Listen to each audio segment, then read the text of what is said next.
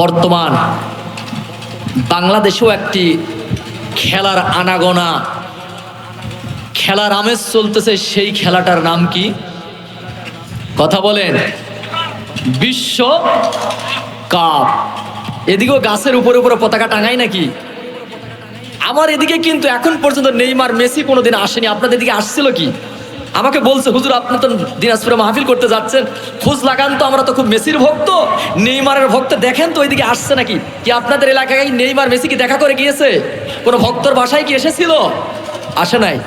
নিজের দাড়িটাকে ব্রাজিলের কালার করেছে, আর্জেন্টিনার পতাকার কালার করেছে, নিজের বাড়িটা কালার করেছে, কিস্তির টাকা নিয়ে ভ্যান কিনেছে, সেই ভ্যানটাকে পর্যন্ত কালার করেছে। এরকম হতভাগা কপাল পোড়া গোলাম বাংলার জমিনেও আছে না নাই?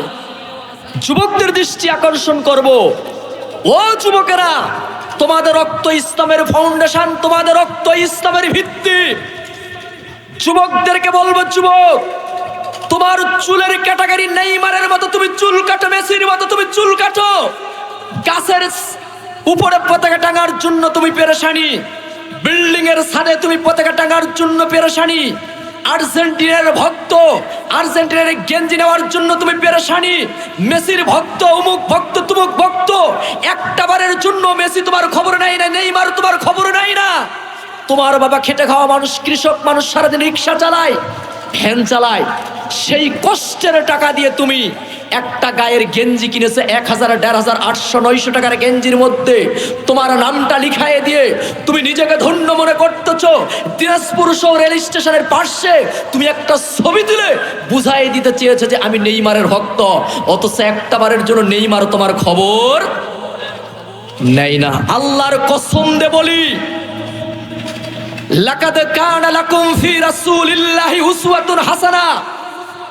নবীর আদর্শকে যদি নিজের জীবনে যদি বাস্তবায়ন করে কবরে যদি যেতে পারেন, আপনার কবরটা জান্নাতের টুকরা বানায় দিবেন। তিনি হলেন কে? সেই নবীজির আদর্শ নিজের জীবনে লাগানোর দরকার আছে না নাই? যুবককে বলি, যুবক,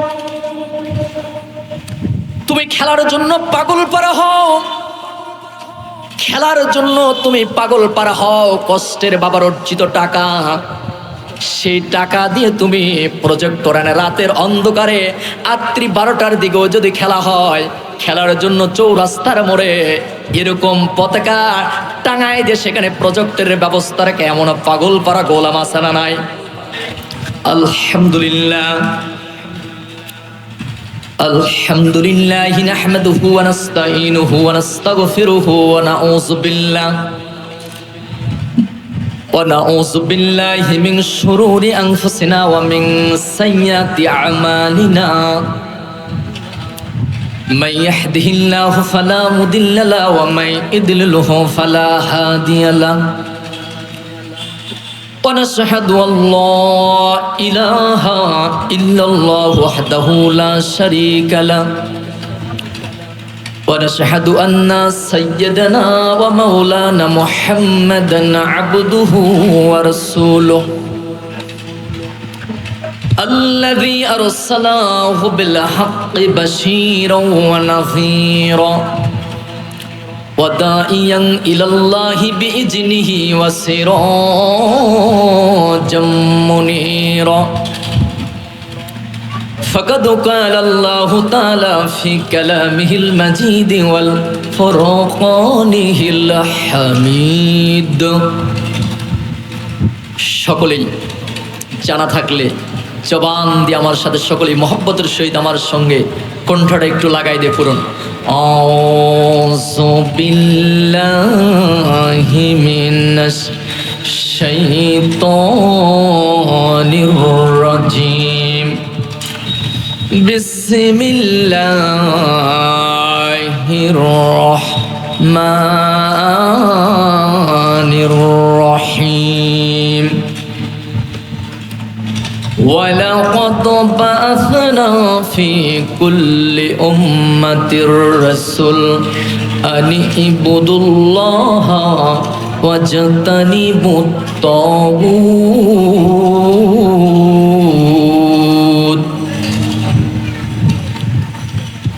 وعن مالك بن أنس رضي الله تعالى عنه قال قال رسول الله صلى الله عليه وسلم تركت فيكم أمرين لن تضلوا ما تمسكتم بهما كتاب الله وسنة رسول الله أو قام قال عليه الصلاة والسلام أخلص دينك يخفك الأعمال القليل إن الله وملائكته يصلون على النبي يا أيها الذين آمنوا صلوا عليه وسلموا تسليما بارك الله لنا ولكم في القرآن العظيم معزز محترم সমস্ত প্রশংসা তারিফ সে রব্বুল ইজ্জাত যে আল্লাহ সুবহানাহু ওয়া তাআলা আজকের ঐতিহ্যবাহী বাংলাদেশের সুনামধন্য দিনাজপুর জেলা সদর অন্তর্গত রামসাগর ঈদগাঁও মহরম কমিটির উদ্যোগে তাফসিরুল কোরআন ও দোয়া মাহফিলের আয়োজন, স্থান তাজপুর নতুন হাট বালিকা দাখিল মাদ্রাসা মাঠ প্রাঙ্গণ। আজকের এই মাহফিলের যিনি সভাপতির দায়িত্ব পালন করছেন আলহাজ হাফেজ মাওলানা মোহাম্মদ শাহজালাল মোহতামিম হামজাপুর মাদ্রাসা ও প্রধান ইমাম রামসাগর ঈদগাহ সদর দিনাজপুর। আজকের এই মাহফিলে সেই সন্ধ্যা থেকে নিয়ে অত্যন্ত গুরুত্বপূর্ণ আলোচনা রাখছিলেন, আমার আগেও আলোচনা করেছেন। আজকের এই তৃতীয় মেহমান মাওলানা মোহাম্মদ ফোরকান আলী, আমার আগ মুহূর্তে অত্যন্ত গুরুত্বপূর্ণ আলোচনা করেছিলেন মাওলানা কারি আবু রাইহান রহমানী ভাই, সুনামধন্য খতিব কুয়েতি মসজিদ ৩ নং উপশহর দিনাজপুর। আল্লাহ সুবহানাহু ওয়া তাআলা সকলকে দ্বীনের জন্য, কোরআনের জন্য, মুসলিম উম্মার জন্য কবুল করুক, সকলেই বলুন আল্লাহুম্মা আমিন। আমার সামনে বসা ইসলাম প্রেমিক, দ্বীন প্রেমিক, তাওহীদি জনতা, স্নেহের কচিকাচার দল, পর্দার অন্তরালে অবলা সরলা সতী সাধবী মা ও ভগ্নীগণ, আমি আবারও আমার অন্তরের অন্তরস্থল থেকে শুভেচ্ছা বিনিময়ের মধ্য দিয়ে আবারও আমি আপনাদেরকে সালাম বিনিময় করছি। আসসালামু আলাইকুম ওয়া রাহমাতুল্লাহি ওয়া বারাকাতুহু। কি আপনারা কি আমার উপর রাগ করলেন নাকি? একটু হোহা ধরা যাবে তো? তবে আলহামদুলিল্লাহ সালামের যে জবাব পিছন থেকে এসেছে, মনে হচ্ছে যেন ওনারা রমজানের একদম শেষ পর্যায়ে পৌঁছে গেছে, ইফতারের পরপর। কি বলেন? আর একবার সালাম দিচ্ছি, দেখি তো আপনারা কেমন পারেন। আসসালামু আলাইকুম ওয়া রাহমাতুল্লাহি ওয়া বারাকাতুহু। বাস আলহামদুলিল্লাহ যে আল্লাহ সুবহানাহু ওয়া তাআলা আপনি আমাদেরকে দুনিয়ার সমস্ত ফিতনা ফাসাদ থেকে পৃথক করে, ফারেক করে কেবলমাত্র শুধুমাত্র কোরআন হাদিসের আলোচনা শুনবো এমন একটি প্রোগ্রামে যে আসার জন্য সুযোগ করে দিয়েছে। এই মুহূর্তে অনেক লোক দিনাজপুর মেডিকেল হসপিটালে মৃত্যুর সাথে কাতরাচ্ছে, এরকম লোক আছে না নাই? আল্লাহ ওগুলো থেকে আপনি আমাকে হেফাজত করেছে, সুন্দর প্রোগ্রামে বসার জন্য যে সুযোগ করে দিয়েছে, এতে কি শুকরিয়া আদায় করার দরকার আছে না? আপনাদের চেহারাগুলি অনেকগুলি আমার পরিচিত মনে হচ্ছে, কারণ আমি তো আপনার আমার সম্পর্কে কম বেশি জানেন। আমি কিন্তু এলাকার মোটামুটি একটু পুরান বক্তা। কি বলেন? এই ময়দানে, এই মাঠে একবার কথা বলেছিলাম, স্মরণ আছে তো? পার্শ্বে তাজপুরে কথা বলেছিলাম, এদিকে কোথায় যেন দারাইল দাখিল মাদ্রাসা আছে, সেই মাদ্রাসায়ও কথা বলেছিলাম। তা আলহামদুলিল্লাহ এই সুন্দর চেহারাগুলি যদি একটু সময় দেন, কিছু কথা বলো, ওমা তাওফিকি ইল্লা বিল্লাহ। এজন্য আরেকবার শুকর গুজার হচ্ছে, সকলে জবান সেরে পড়ছি আলহামদুলিল্লাহ, সকলে জবান সেরে পড়ছি রব্বানা লাকাল হামদ হামদান কাসীরান তয়্যিবান মুবারাকান ফীহি ইয়া রব্বি লাকাল হামদু কামা ইয়ামবাগি লিজালালি ওয়াজহিকা ওয়া আসীমি সুলতানিকা। প্রশংসা করলাম কার? চিল্লাই বলতে, প্রশংসা করেছি কার?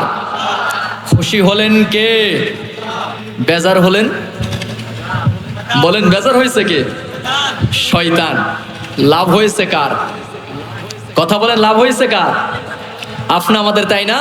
প্রশংসা করেছি আমাদের রব, খুশি হয়েছে শয়তান। বেজার হয়েছে, লাভ হয়েছে আপনি আমাদের। তাহলে মৃত্যুর আগ পর্যন্ত রবের প্রশংসা আদায় করা শেষ করা যাবে? প্রশংসা চলতেই থাকবে। লাখ কোটি দরুদ ও তাসলিম বর্ষিত হোক বিশ্ব মানবতার মুক্তির দূত আকাই নামদার তাজদার মদিনা মুহাম্মদ মুস্তাফা, সকলেই পড়ছি সাল্লাল্লাহু আলাইহি ওয়াসাল্লাম। বর্তমান বাংলাদেশেও একটি খেলার আনাগোনা, খেলার আমেজ চলতেছে। সেই খেলাটার নাম কি? কথা বলেন। বিশ্ব কাপ, ফুটবল খেলা। কি বলেন? আপনাদের এইদিকে মনে হয় ফুটবল বিশ্বকাপের কোনো আনাগোনা নাই, তাই না? এদিকেও আছে, মাশাআল্লাহ, এদিকেও আছে। আমি ভাবছিলাম ঠিক আমার মনে হয় নওগাঁ জেলায় দেশের বাড়ি ওইদিকে আছে, আপনাদের এদিকেও আছে। এদিকেও গাছের উপরে উপরে পতাকা টাঙায় নাকি? আমার এদিকে কিন্তু এখন পর্যন্ত নেইমার মেসি কোনোদিন আসেনি। আপনাদের দিকে আসছিল কি? আমাকে বলছে, হুজুর আপনি তো দিনাজপুরে মাহফিল করতে যাচ্ছেন, খোঁজ লাগান তো, আমরা তো খুব মেসির ভক্ত, নেইমারের ভক্ত, দেখেন তো ওইদিকে আসছে নাকি। কি আপনাদের এলাকায় নেইমার মেসি কি দেখা করে গিয়েছে? কোনো ভক্তর বাসায় কি এসেছিল? আসে নাই। ওনারা আমাকে বলছিল তো, হুজুর একটু শুনে আসেন তো, দেখেন দিনাজপুরে আসছিল নাকি। ওনারা বলছে যদি এসে থাকে আমরা দিনাজপুরে যাই দেখা করবো। তাহলে আপনাদের এলাকায় এখন আসেনি, আসার কি সম্ভাবনা আছে নাকি? আসবে কি? সম্ভাবনাও নাই। সম্মানিত দিনী মুসলমান ভাইরা, যুবকদের দৃষ্টি আকর্ষণ করব। ও যুবকেরা, তোমাদের রক্ত ইসলামের ফাউন্ডেশন, তোমাদের রক্ত ইসলামের ভিত্তি। যুবকদেরকে বলবো, যুবক, তোমার চুলের ক্যাটাগরি নেইমারের মতো তুমি চুল কাটো, মেসির মতো তুমি চুল কাটো। গাছের উপরে পতাকা টাঙার জন্য তুমি পেরেশানি, বিল্ডিং এর ছাদে তুমি পতাকা টাঙার জন্য পেরেশানি, আর্জেন্টিনার ভক্ত, আর্জেন্টিনার গেঞ্জি নেওয়ার জন্য তুমি পেরেশানি, মেসির ভক্ত, অমুক ভক্ত, তুমুক ভক্ত। একটা বারের জন্য মেসি তোমার খবর নাই না, নেইমার তোমার খবর নাই না। তোমার বাবা খেটে খাওয়া মানুষ, কৃষক মানুষ, সারাদিন রিক্সা চালায়, ভ্যান চালায়, সেই কষ্টের টাকা দিয়ে তুমি একটা গায়ের গেঞ্জি কিনেছে 1000, 1500, 800, 900 টাকার গেঞ্জির মধ্যে তোমার নামটা লিখায়ে দিয়ে তুমি নিজেকে ধন্য মনে করতেছ। দিনাজপুর শহর রেল স্টেশনের পাশে তুমি একটা ছবি তুলে বুঝাই দিতে চেয়েছে যে আমি নেইমারের ভক্ত, অথচ একটা বারের জন্য নেইমার তোমার খবর নেই না। নিজেকে কত বড় ধন্য মনে করে যে আমি নেইমারের ভক্ত, আমি ব্রাজিলের ভক্ত। আল্লাহর কসম দে বলি, লাকাদ কানা লাকুম ফি রাসূলিল্লাহি উসওয়াতুন হাসানা। নবীর আদর্শকে যদি নিজের জীবনে যদি বাস্তবায়ন করে কবরে যদি যেতে পারেন, আপনার কবরটা জান্নাতের টুকরা বানায় দিবেন। তিনি হলেন কে? সেই নবীজির আদর্শ নিজের জীবনে লাগানোর দরকার আছে না নাই? যুবককে বলি, যুবক, তুমি খেলার জন্য পাগল পারা হও, খেলার জন্য তুমি পাগল পারা হও। কষ্টের বাবার অর্জিত টাকা, সেই টাকা দিয়ে তুমি প্রজেক্টর এনে রাতের অন্ধকারে রাত্রি 12টার দিকেও যদি খেলা হয়, খেলার জন্য চৌরাস্তার মোড়ে এরকম পতাকা টাঙায় দিয়ে সেখানে প্রজেক্টরের ব্যবস্থা রেখে এমন পাগল পারা গোলাম আছে না নাই? যুবককে বলি, যুবক, তুমি কি ফজরের নামাজ পড়েছো? তুমি কি জোহরের নামাজ পড়েছো? যুবক বলে, না হুজুর, ফজর পড়ি নাই, জোহর পড়ি নাই, তাও যে আমারে ভালো লাগে। আমার দেশে কত পাগল পাড়া হতভাগা কপাল পোড়া। কয়েকদিন আগেই তো দেখলাম এক পাগল পাড়া কত বড় ব্রাজিলের ভক্ত, নিজের দাড়িটাকে ব্রাজিলের পতাকার দিয়ে রাঙ্গিয়ে নিজের দাড়িটাকে কালার করেছে। বলে নাউজুবিল্লাহ। নিজের দাড়িটাকে ব্রাজিলের কালার করেছে, আর্জেন্টিনার পতাকার কালার করেছে, নিজের বাড়িটা কালার করেছে, কিস্তির টাকা নিয়ে ভ্যান কিনেছে, সেই ভ্যানটাকে পর্যন্ত কালার করেছে। এরকম হতভাগা কপাল পোড়া গোলাম বাংলার জমিনেও আছে না নাই? সে সম্পর্কে একটু আমাদেরকে আলোচনা করতেই হয়। আল্লাহ রাব্বুল আলামিন এই মুহররমের গুরুত্ব, তাৎপর্য, ফজিলত কি পরিমাণ দিয়েছে একটু দিলের কানটা লাগে, একটু শোনার চেষ্টা করবেন। এই মুহররম মাসের গুরুত্ব, ফজিলত কত গুণ বেশি। আল্লাহ রাব্বুল আলামিন সুন্দর করে সূরাতুত তাওবা, কোরআনুল কারীমের 9 নম্বর সূরার ভিতরে সূরাতুত তাওবার 36 নম্বর আয়াতে আল্লাহ রাব্বুল আলামিন কোরআনুল কারীমের মধ্যে জানাই দিয়েছেন, রব কি বলছেন, ইয়াউমা খালাকাস সামাওয়াতি ওয়াল আরদ। আল্লাহু আকবার। আজকে তো আমরা বাংলা মাস সম্পর্কে সচেতন, ইংরেজি মাস সম্পর্কে অত্যন্ত সচেতন, আরবি মাস সম্পর্কে জানার জন্য কোনো টেনশন, কোনো চিন্তা আমাদের ভিতরে নাই। বর্তমান যে মাসটা চলতেছে এই মাসের আরবি নাম কি? চিল্লাই বলেন, কি নাম? মুহররম। সকলেই বলতে এই মাসের নাম কি? মুহররম। আরবি মাসের শুরু মাসের নাম মুহররম। বাংলা মাসের শুরু মাসের নাম কি? পহেলা বৈশাখ। পহেলা বৈশাখের নামে তরুণ তরুণী হলুদ পাখির মতো রাস্তাঘাটে মুসলমানের ঘরে জন্ম নিয়েছে, উপভোগ করে। এরকমের আপনার এলাকায় দৃশ্য আছে না নাই? অথচ মুসলমানের ঘরে জন্ম নিয়েছে। বাংলা মাসের প্রথম নাম্বার মাস স্মরণ করি, আর ইংলিশ মাসের তো ইংরেজির প্রথম নাম্বার মাস তো সকলেরই তো জানা। ইংরেজি মাসের প্রথম নাম কি? জানুয়ারি। সকলেই জানি। আরবি মাসের প্রথম নাম্বার মাস হচ্ছে মুহররম। এই মুহররমের গুরুত্ব, ফজিলত অনেক অনেক গুণ বেশি। শুধু তাই নয়, আল্লাহ তাআলা বলছেন, ইয়াউমা খালাকাস সামাওয়াতি ওয়াল আরদ মিনহা আরবাআতুন হুরুমুন। আল্লাহ রাব্বুল আলামিন কি বললেন? আসমান এবং জমিন সৃষ্টির লগ্ন থেকে আল্লাহ রাব্বুল আলামিন মাসকে অবধারিত করেছে। বল আল্লাহু আকবার। শুধু তাই নয়, ইসনা আশারা 12টি মাস নির্ধারণ করেছে। তার মানে এই জানুয়ারি, ফেব্রুয়ারি 12টি মাস। এই ইংরেজি বলেন, বাংলা বলেন, এটা দিয়েই শুধু মাসকে নির্ণয় করা হয় নাই।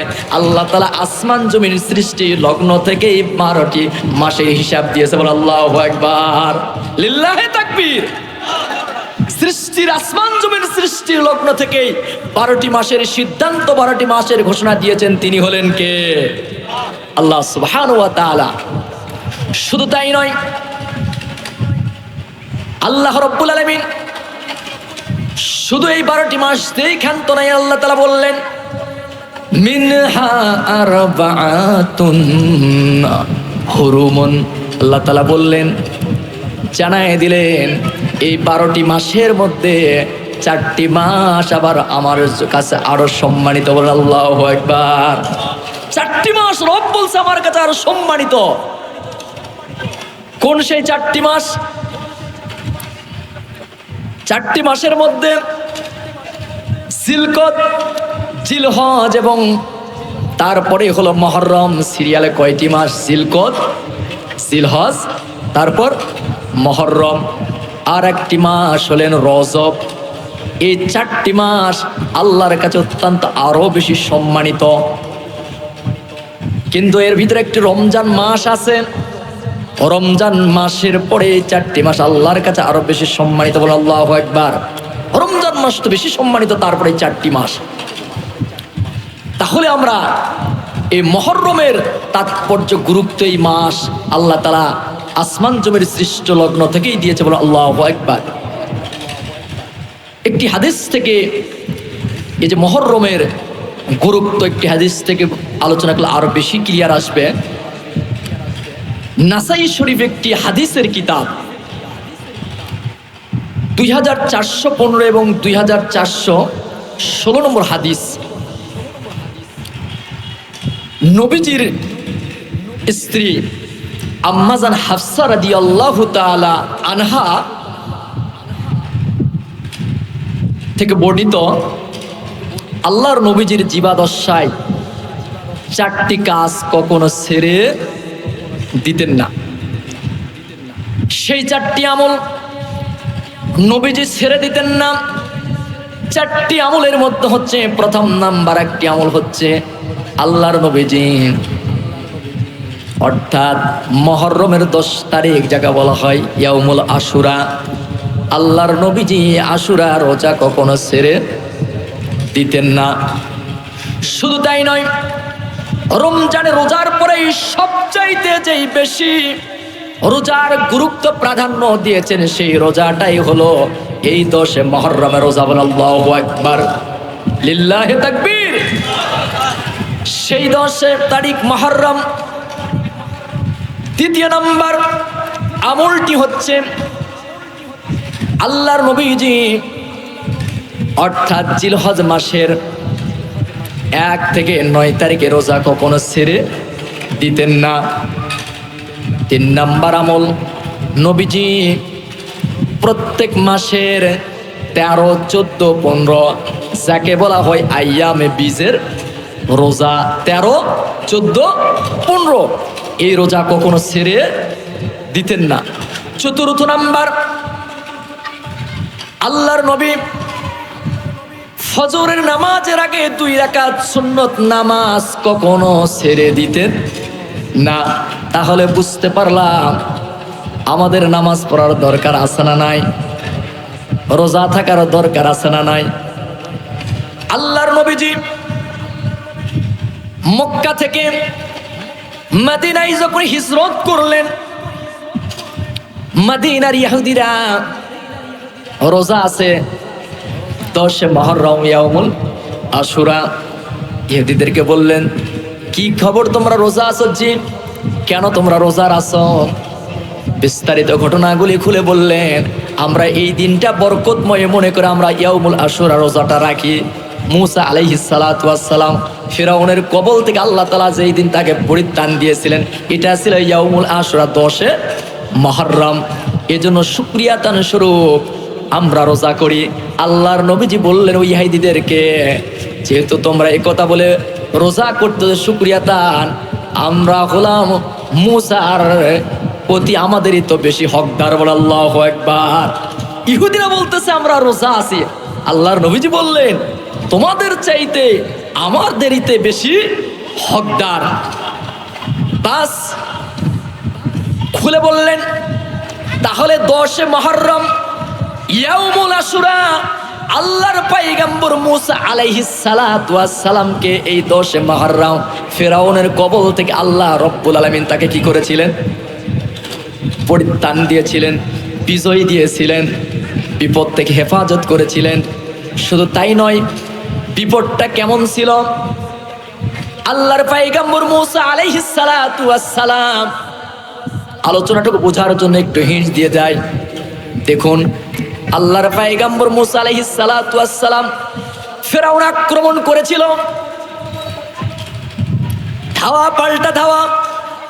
মুসা আলাইহিস সালাতু ওয়াস সালাম সৈন্য সামন্ত নিয়ে রওনা দিতেছিলেন, কিন্তু প্রতিমধ্যে ফিরাউনের দলবল তো শক্তিশালী, পাওয়ারফুল। সেই মুহূর্তে মুসা আলাইহিস সালাতু ওয়াস সালামকে আক্রমণ করবে, কিন্তু চলে গেলেন সাগরের কিনারায়। সাগর পাড়ি দেওয়া হবে, কিন্তু বাহন নাই, কিছু নাই। মুসা আলাইহিস সালাতু ওয়াস সালামের হাতে একটা জিনিস থাকতো, সেটার নাম কি? সকলেই বলেন সেইটার নাম কি? লাঠি। বলুন তো লাঠির পাওয়ার আছে না নাই? সেই লাঠির পাওয়ারটা কেমন? দুনিয়ায় লাঠিও আছে না নাই? এই দুনিয়ার এই লাঠি কি কোনোদিন কারো সাপ হয়েছিল? হবে। আজও সেই পিরামিডে সেই লাঠি আছে, কিন্তু ওই লাঠি আর সাপ হবে না। আল্লাহর পয়গম্বর মুসা আলাইহিস সালাতু ওয়াস সালাম রওনা দিচ্ছেন, ফিরাউনের সৈন্য সামর্থ্য আক্রমণ করবে। আল্লাহ তাআলা বললেন, মুসা তোমার কোনো টেনশন নাই, চিন্তা নাই, তোমার হাতে কি কই লাঠি? আল্লাহ তাআলা বললেন, ভয় নাই, চিন্তা নাই, টেনশন নাই, তোমার লাঠি দ্বারা তুমি পানিতে একটু আঘাত করবে। আল্লাহু আকবার। আঘাত করো। বাস আঘাত করতে যা দেরি, রাস্তা একটা নয় দুইটা নয়, রাস্তা বের হয়েছে কয়টা? 12টি রাস্তা। একটা নয় দুইটা নয়, 12টি রাস্তা। মুসা আলাইহিস সালাতু ওয়াস সালামের 12টি গোত্র ছিল, রাস্তা হয়ে গেল কয়টা? 12টি রাস্তা। একটা রাস্তা দিয়ে যদি 12টি গোত্র যদি যায়, একটু সমস্যা হতে পারে কি পারে না? আমাদের দেশে এক দল আর এক দলের দুইটা মিছিল গেলে সমস্যা আছে না নাই? মারামারি, পুলিশ প্রশাসন ব্যারিকেড দেওয়ার পরেও মারামারি আছে না নাই? তো আপনার দিনাজপুর এদিকে হয় না, কি বলে আঙ্কেল বলে এদিকেও হয় হুজুর। 12টি রাস্তা তৈরি হয়ে গেল, 12টি গোত্র সেই রাস্তায় নামলো। আল্লাহ রাব্বুল আলামিনের কাছে তো কোনো সমস্যা নাই, খালি কোন বলতে যা দেরি ফায়া কোন সঙ্গে সঙ্গে তা হয়ে যায়। রাস্তা হয়ে গেল 12টি রাস্তা। বাস কি করলো? মুসা আলাইহিস সালাতু ওয়াস সালামের 12টি গোত্র সেই পথ দিয়ে রওনা করে ফেললো। কিন্তু এমন মুহূর্তে ফেরাউন এবং তার দলবল যে আক্রমণ করছে, সৈন্য সামন্ত, এখন বলেন তো ওনারা কি ওই রাস্তায় নামবে কি নামবে না? কি নামবে না? বাস এত সুন্দর রাস্তা, বিলাসবহুল রাস্তা। এখন জাননি ঢাকায় যারা গিয়েছেন, রাস্তা কি খারাপ না ভালো? বিলাসবহুল রাস্তা দেখার পরে হুজুর বলেন, আলেম ওলামা বলেন, সে দলেরই নেতারা হোক কলিজা শীতল হয়ে যায় কি যায় না? কি রাস্তায় উঠলাম। বাস কি করেছে? ফেরাউন তার দলবল নিয়ে এই রাস্তায় নেমে পড়েছে। ফেরাউনের নেতারা, দলবলেরা যারা ছিল, সৈন্য সামন্ত বলতেছে, নেতাজি আপনি তো আমাদের রব, এত সুন্দর রাস্তা কই তৈরি করছে কে? বলছে বলতে আমি করছি। দেখছেন ফেরাউনকে বলতেছে এত সুন্দর বিলাসবহুল রাস্তা, ভিআইপি রাস্তা আপনি কবে তৈরি করছেন? কে বলছে আমি করছি। কোন সময় প্রয়োজন হয় না হয় কি দেখছেন? অনেক সময় দেখেন না আমাদের দেশে কিছু নেতা, সেই নেতা ওই রাস্তাই দেয়নি, ওই রাস্তার পরিচয় দেয় দিয়ে আর এক জায়গায় বলে ওই রাস্তাটা আমি করছি। এক রাস্তায় 12 জন নেতা বলে ওটা আমি করছি, এরকম হয় কি হয় না?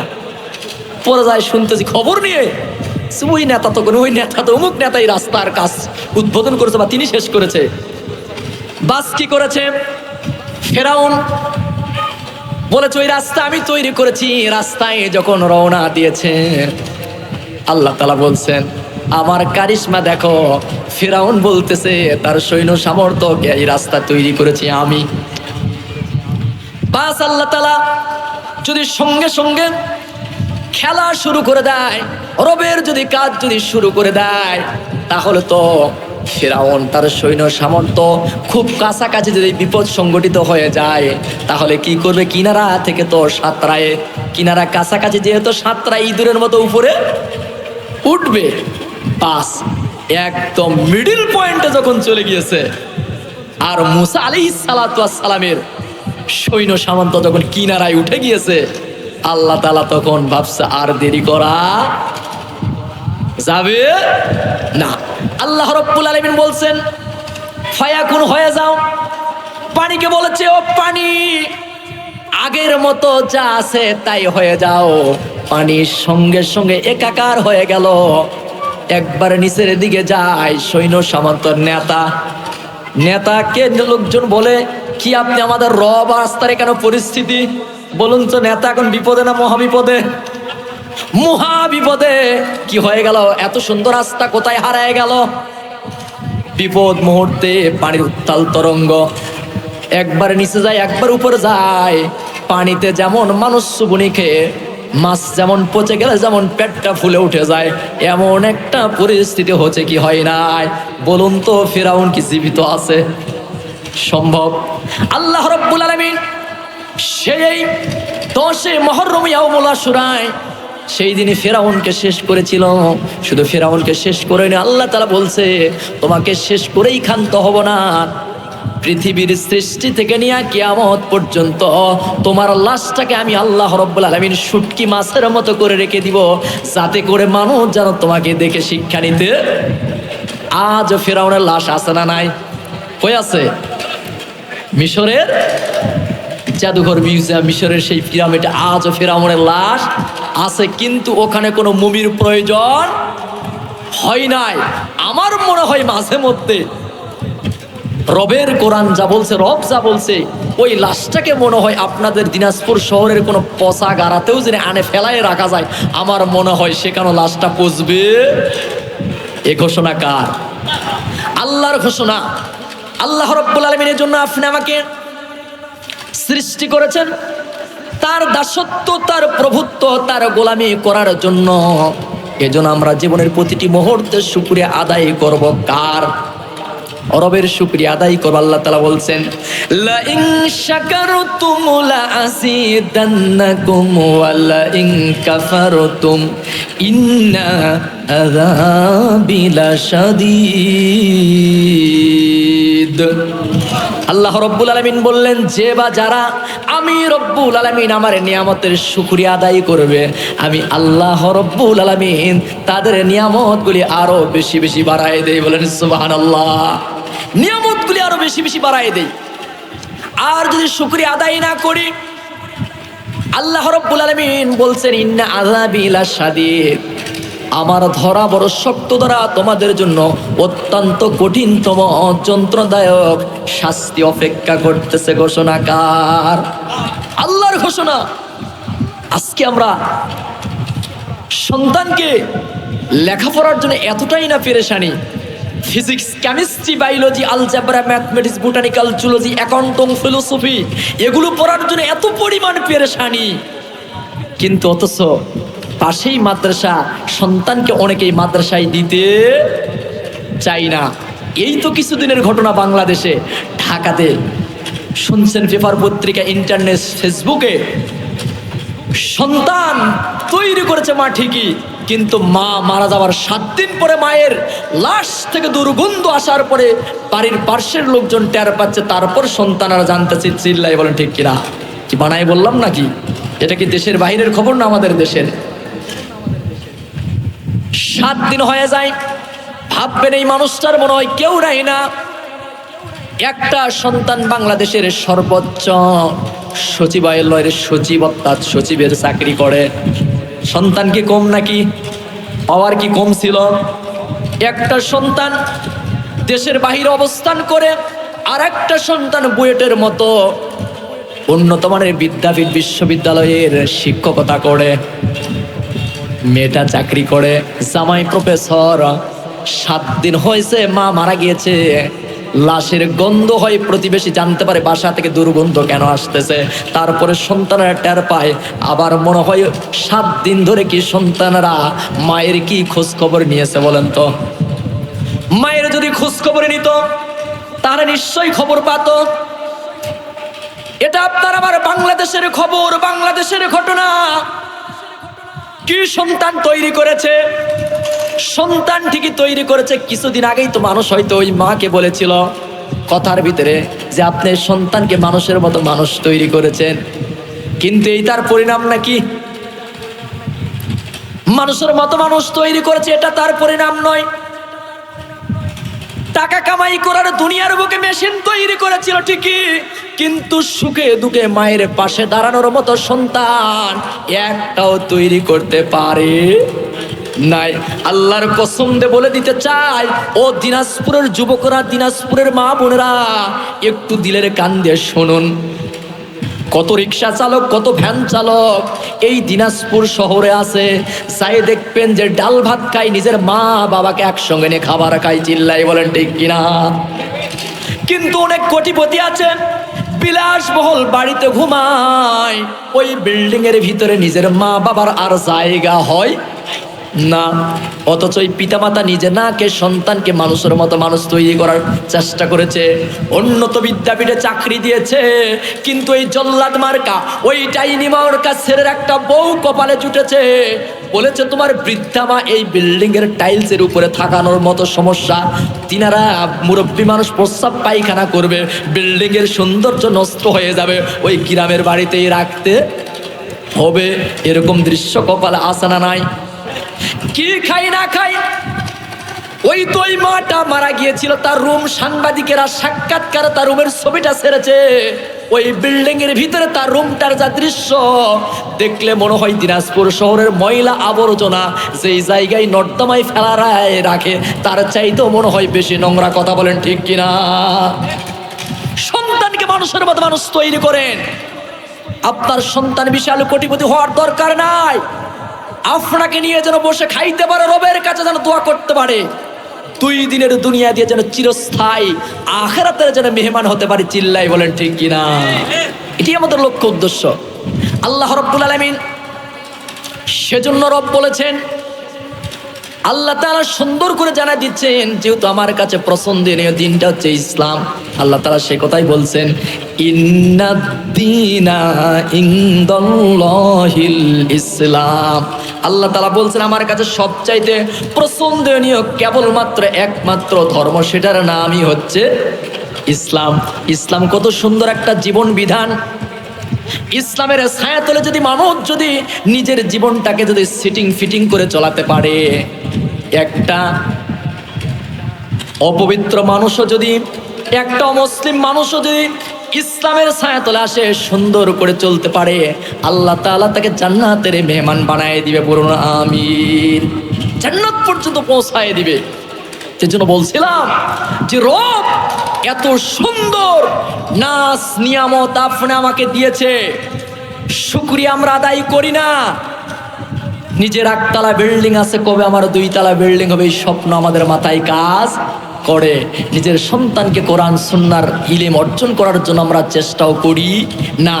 কিন্তু আমার বাড়ির পাশে ডাক্তার হয়েছে, আমার সন্তানটা কেমনে ডাক্তার হয়ে কেমনে দিনাজপুর মেডিকেলে চান্স পাবে, এ নিয়ে আমার ভিতরে বড় পেরেশানি আছে না নাই? এই তো পেরেশানি। কোন দিন মালাকুল মউত আপনাকে ধরবে কেউ বলতে পারবো না। চোখের সামনে কত মানুষজন দুনিয়ার থেকে চলে যাচ্ছে, কেউ আপনি আমি তো টের পাবো না। আল্লাহ রাব্বুল আলামিন এই গুরুত্বপূর্ণ মাস, এই মুহররম মাস, এই মুহররম মাসে এই পৃথিবীর আবার সেই মহাপ্রলয় হবে। আল্লাহ রাব্বুল আলামিন সিংহায় ফুঁক দেওয়ার জন্য রেডি করে রেখে দিয়েছে ইসরাফিল আলাইহিস সালাতু ওয়াস সালাম। যেই দিনটা সিংহায় ফুঁক দিবে এই দিনটাও হবে 10 মুহররম। তার মানে আমরা এখান থেকে জানলাম এই মুহররমের গুরুত্ব ওই আসমান জমিন সৃষ্টির লগ্ন থেকে নিয়েই। আমরা মনে করি শুধু কারবালাকে কেন্দ্র করে মনে হয় মুহররমের গুরুত্ব ইয়াউমুল আশুরা, আসলেই তা না। এর সাথে সম্পৃক্তটা এতটুকু যে নবীর নাতি হোসাইন রাদিয়াল্লাহু তাআলা আনহু শাহাদাত বরণ করেছিলেন, ওই দিনটাও ছিল 10 মুহররম, ইয়াউমুল আশুরা। এই দিনে ছিল, এই জন্য তার সাথে একটা ট্র্যাজেডি মিল আছে। সম্মানিত দিনী মুসলিম ভাইরা, তাহলে আমরা কি নবীজির আদর্শকে নিজের জীবনে মেনে নিতে হবে? নবীজির আদর্শকে যদি নিজের জীবনে যদি মেনে নিতে হয় তাহলে একটু সামনে আগাইতে হয়। ইসলামটা কত সুন্দর জীবন ব্যবস্থা। আল্লাহর নবীজি সুন্দর সমাজ, মদিনায় ইসলামী স্টেট চলতেছিল, সুন্দর সমাজ ব্যবস্থা। নবীজির বিদায়ের পরে, ওফাতের পরে খেলাফতের দায়িত্ব পালন করতেছিলেন আবু বকর, ওমর, ওসমান, তারপরে আলী। খেলাফতের দায়িত্ব চলতেছিল সুন্দর। শুধু তাই নয়, সুন্দর দায়িত্ব চলতেছিল। পরবর্তী সাহাবী আমিরে মুয়াবিয়া বলা হয়, অর্থাৎ তাকে খলিফা বলা হয় না, আমিরে মুয়াবিয়া রাদিয়াল্লাহু তাআলা আনহু অত্যন্ত জলিলুল কদর একজন সাহাবী। তার এক সন্তানের নাম ছিল কি? ইয়াসির। আপনার সকলের তো জানা কথা, তার নাম কি ছিল? ইয়াজিদ। জলিলুল কদর সাহাবী, আমিরে মুয়াবিয়ার দায়িত্ব চলতেছিল। কিন্তু তিনি কি করলেন? সুন্দর দায়িত্ব চলতেছিল, কিন্তু তার দায়িত্ব চলার কালীন সময়ের ভিতরে দিয়ে একটা কথা তিনি প্রকাশ করে দিলেন যে আমার বিদায়ের পরে এই খেলাফতের দায়িত্ব পালন করবে আমার সন্তান ইয়াজিদ। কার নাম ঘোষণা করলেন? ইয়াজিদ। কত জলিলুল কদর সাহাবী, প্রত্যেকের ভিতরে একটা সাংঘর্ষিক হয়ে গেল। এটা কেমন কথা? আপনি সুস্থ মানুষ, সুন্দর দায়িত্ব চলতেছিল, সন্তানের নাম ঘোষণা করে দিলেন। লম্বা ঘটনা, লম্বা আলোচনা, সেদিকে যাচ্ছিলাম না। এত সুন্দর চলতেছিল, ঘোষণা করে দিলেন যে আমার সন্তান ইয়াজিদ এই দায়িত্ব পালন করবে। অন্যান্য সাহাবীদের ভিতরে জেগে গেল সাংঘর্ষিক, এটা কেমন হতে পারে? সন্তানের নাম ঘোষণা করে দিল, বাস তাই করলেও এবং বলেও দিল আমার বিদায়ের পরে যদি সে পালন যদি করে, তাহলে আমার সন্তান ইয়াজিদের কাছে ইচ্ছে করলে আগাম তোমরা বায়াত গ্রহণ করতে পারো, আগাম বায়াত গ্রহণ করতে পারো। আমি তো বিদায়ের পরে সন্তানকে তো তোমরা খেলাফতের দায়িত্ব হিসেবে মেনে নিবে। কিন্তু অনেকের ভিতরে এটা কেমন যেন মনে হলো যে যেই চেয়ারে বসে আবু বকর, ওমর, ওসমান, নবীজি যেই চেয়ারে বসে খেলাফতের দায়িত্ব পালন করেছে, ইচ্ছে করলে আবু বকর তার নিজের সন্তানকে খেলাফতের দায়িত্বই বসে দিতে পারতো কি পারতো না? কিন্তু না, দেখেছে আমার চাইতে সন্তানের চাইতে বেশি হকদার যোগ্য আবু বকর মনে করছে ওমরকে দিলে, ওমর ভাবছে ওসমানকে দিলে, কেউ সন্তানকে দিল না। কিন্তু আমিরে মুয়াবিয়া সন্তানের নাম বলে দিলেন, কিন্তু এই ঘোষণা সিরিয়াই বলে দিলেন। এ ঘোষণার পরে কিছু কিছু গ্রহণ কেউ করে নিলেন বায়াত তার প্রতি, আর কিছু সংখ্যক গ্রহণ করলেন না।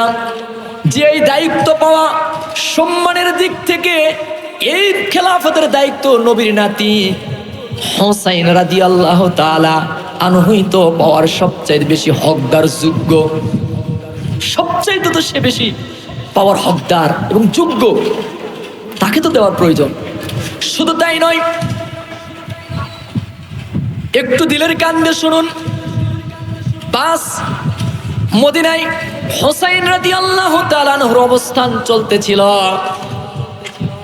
কেউ গ্রহণ করলেন না। কুফার লোকজন তো গ্রহণ করলেন না ইয়াজিদকে, এটা হতে পারে না। ইয়াজিদের একটু সমস্যা কি ছিল? ইয়াজিদের সমস্যা ছিল একটু মদ পান করত।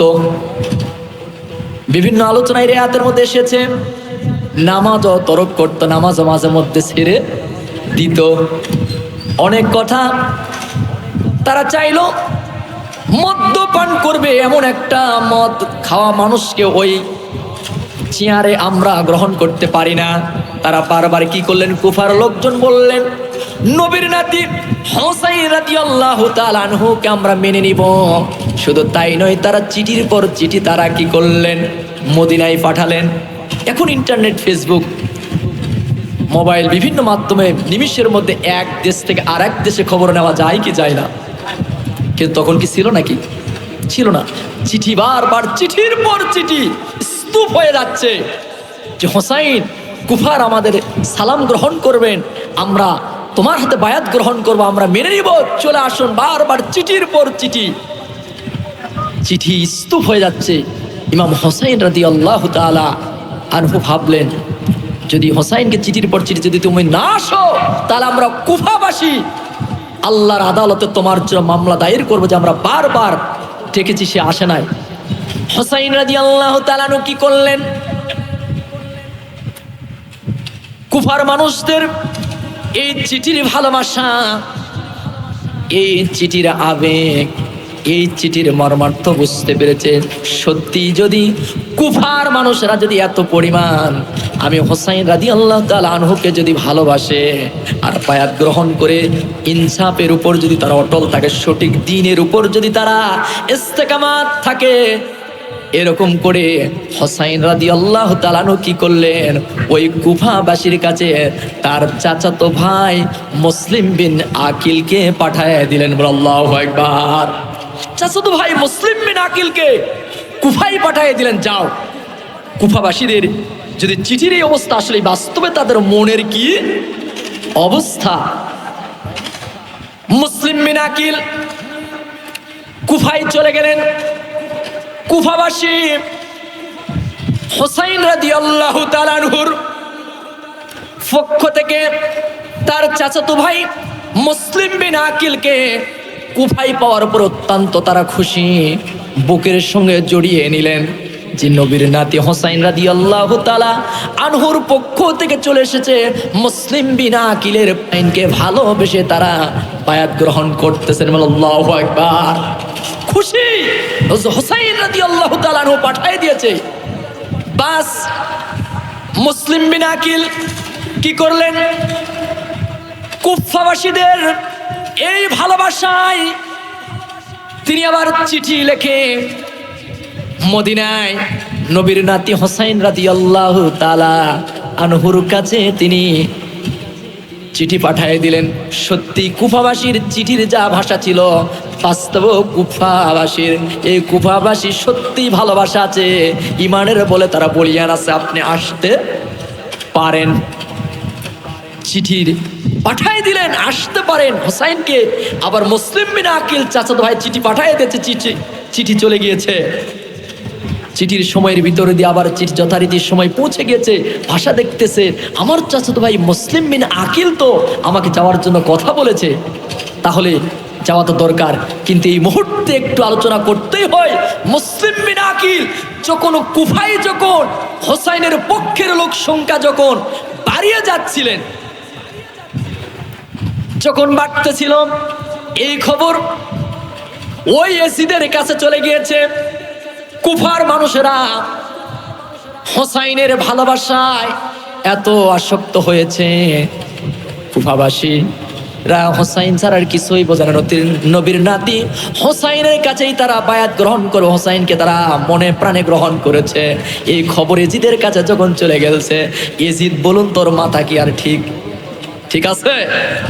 অনেক সময় মাঝে মধ্যে দেখা যায় না, কোরআন সুন্নাহর আলোকে ইসলামী আন্দোলনের ভাইরা মাঠে ময়দানে 10 থেকে 50টা লোক যদি রাস্তায় যদি নারায়ে তাকবীর বলে আল্লাহু আকবারের ধ্বনি দিয়ে যদি দিনাজপুর শহরেও স্লোগান দেয়, এক শ্রেণীর মানুষের কলিজা ছটফট করে চিল্লাই বলেন ঠিক কিনা?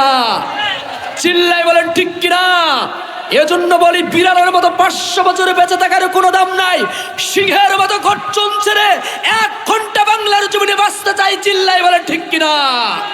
ও মুসলমান, আজ বাংলার জমিনে ইসলাম প্রেমিক, দ্বীন প্রেমিক, তাওহীদি জনতা ফাঁসির কোনো ভয় করে না, মৃত্যুর কোনো ভয় করে না। 1 ঘন্টার জন্য সত্যের পথে ইনসাফের লড়াই করে যায়, চিল্লাই বলেন ঠিক কিনা? তার বাস্তব প্রমাণ শহীদ তামান্না, শহীদ মৃত্যু, শাহাদাতের মৃত্যু। পৃথিবীর চাইতে, এই পৃথিবীতে শহীদ মৃত্যুর চাইতে উন্নত মানের মৃত্যু আর কিছু হতে পারে না।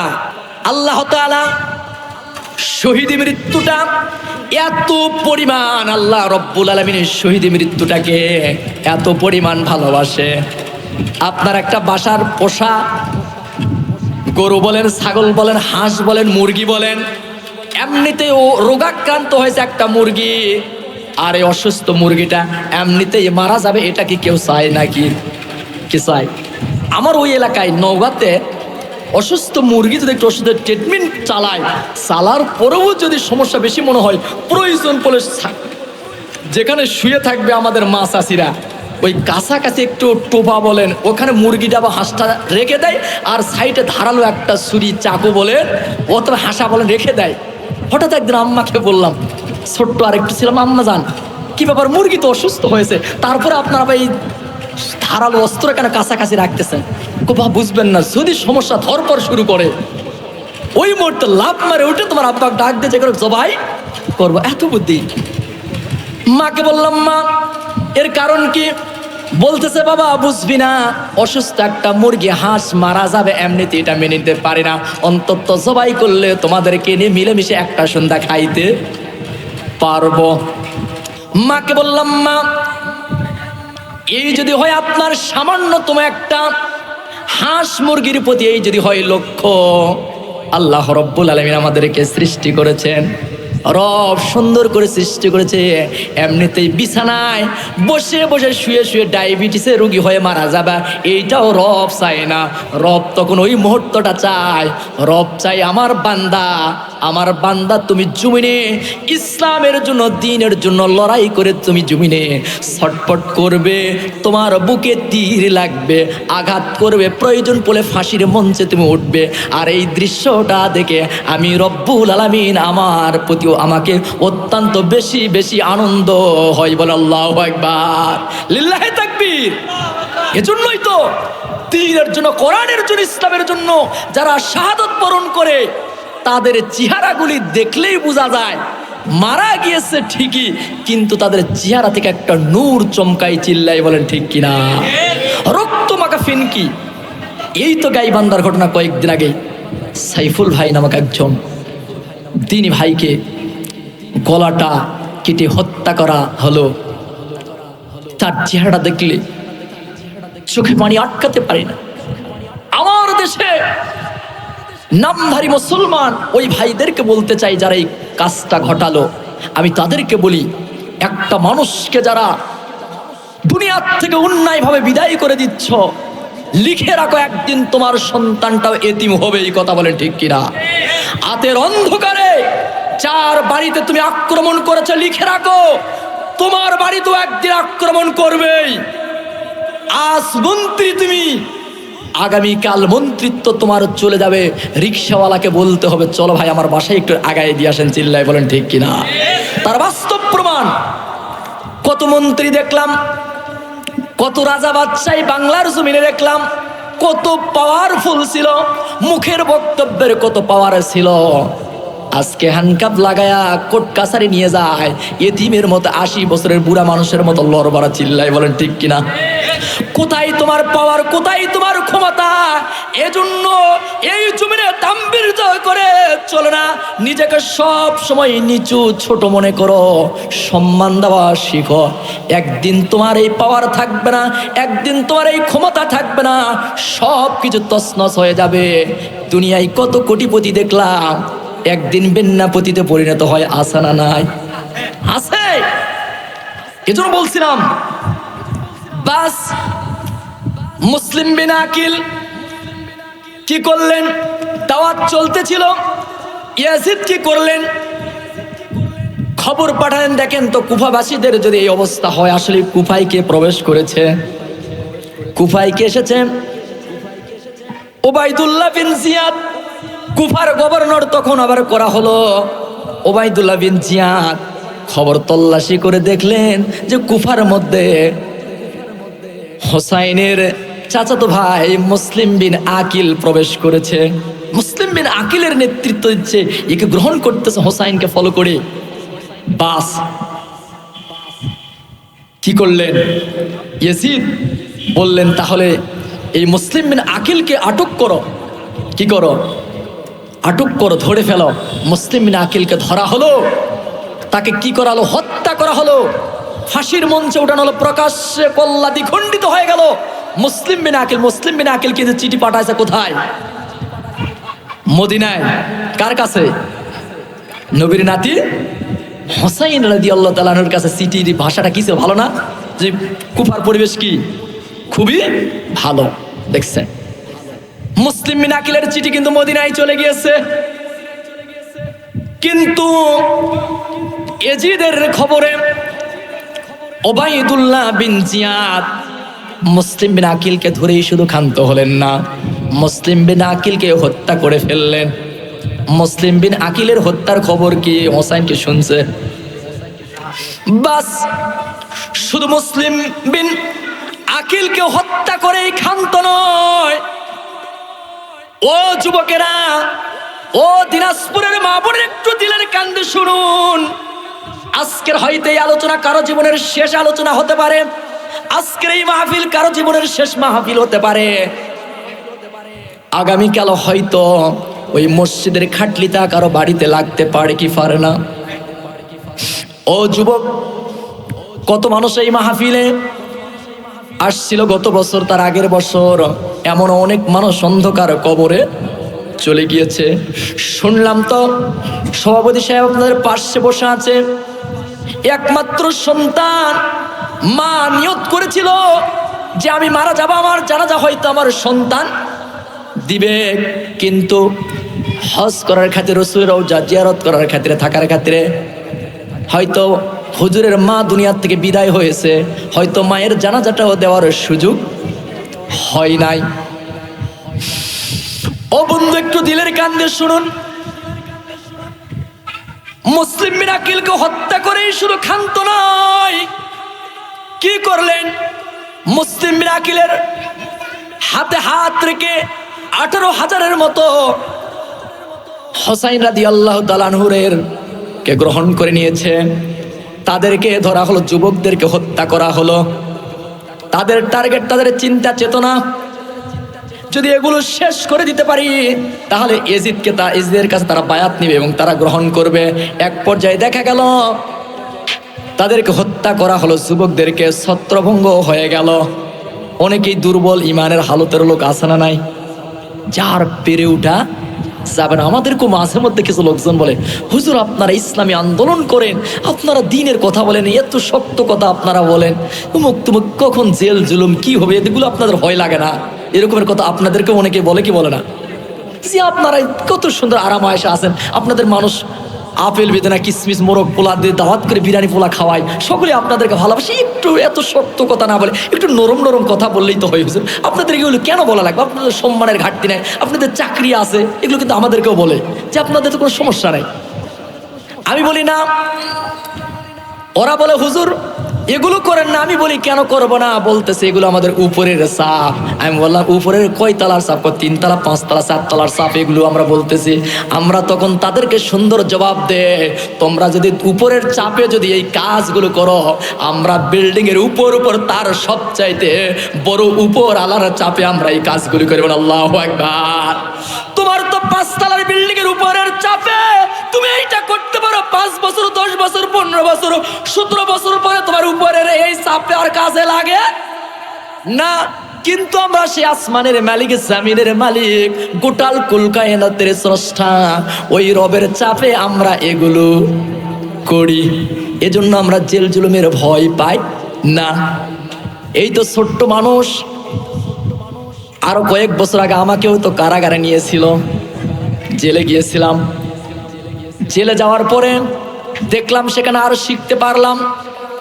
জেলের ভিতরে আল্লাহর কসম দিয়ে বলি, বাইরে যেরকম সম্মান মানুষ করে, জেলের কয়েদিখানার যারা ছিল আমাদেরকে সেখানে তারা আরো বেশি বেশি সম্মান করতেছে। আল্লাহু আকবার। এজন্য আলেম ওলামা কারাগারের ভিতরে যখন যায়, ওই জেলখানার আসামিগুলো ওরাও ভালো মানুষে পরিণত হয়। বলে আল্লাহু আকবার। এটা বাস্তবতা। ভালো মানুষ যদি ভালো জায়গায় যায় বা খারাপ জায়গায় যায়, সেখানেও ভালো পরিণত করতে পারে কি পারে না? ছোট্ট একটা কথা মনে পড়ে গেল, কথাটা বলবো কি? একটা খারাপ মানুষ মনে করেন, এই মানুষটা আমার এক স্যার বলেছিল, একটা গল্পের ভিতর দিয়ে বললো, এই ছাত্ররা তোমরা একটু ফলো করো। কি? এক অফিসে চাকরি করতে এক লোক, এই লোকটি চাকরি করত, সুন্দর করে চাকরি করত, কিন্তু এর যে অফিসারের নিষ্পদে আর এক অফিসার আছে, এ লোকটা একটু মাঝে মধ্যে একটু লাল পানি খাওয়ার অভ্যাস ছিল। লাল পানি বোঝেন তো? লাল পানি এদিকে হয়তো লাল পানি খায় না, এদিকেও খায় নাকি? এদিকে নিশা চলে। দেখছেন আঙ্কেল বসে এইরকম হুজুর বোতল ঢালায় দেয়। তা বাস, লাল পানি খাওয়ার অভ্যাস ছিল। একটু মাঝে মধ্যে অফিসে কাজকাম করতে আসলে কিছু লোকজন একটু সেবা যত্ন নেয়। অফিস আদালতে এরকম কিছু ভাইয়েরা থাকে না, দেখা যায় একটা ফাইল অনেক নিচে পড়ে আছে, একটু যদি সেবা দেয় ফাইলটা 1 তলার থেকে 5 তলা ঠাস করে উঠে যায়, এরকম আছে না নাই? উঠায় যায়।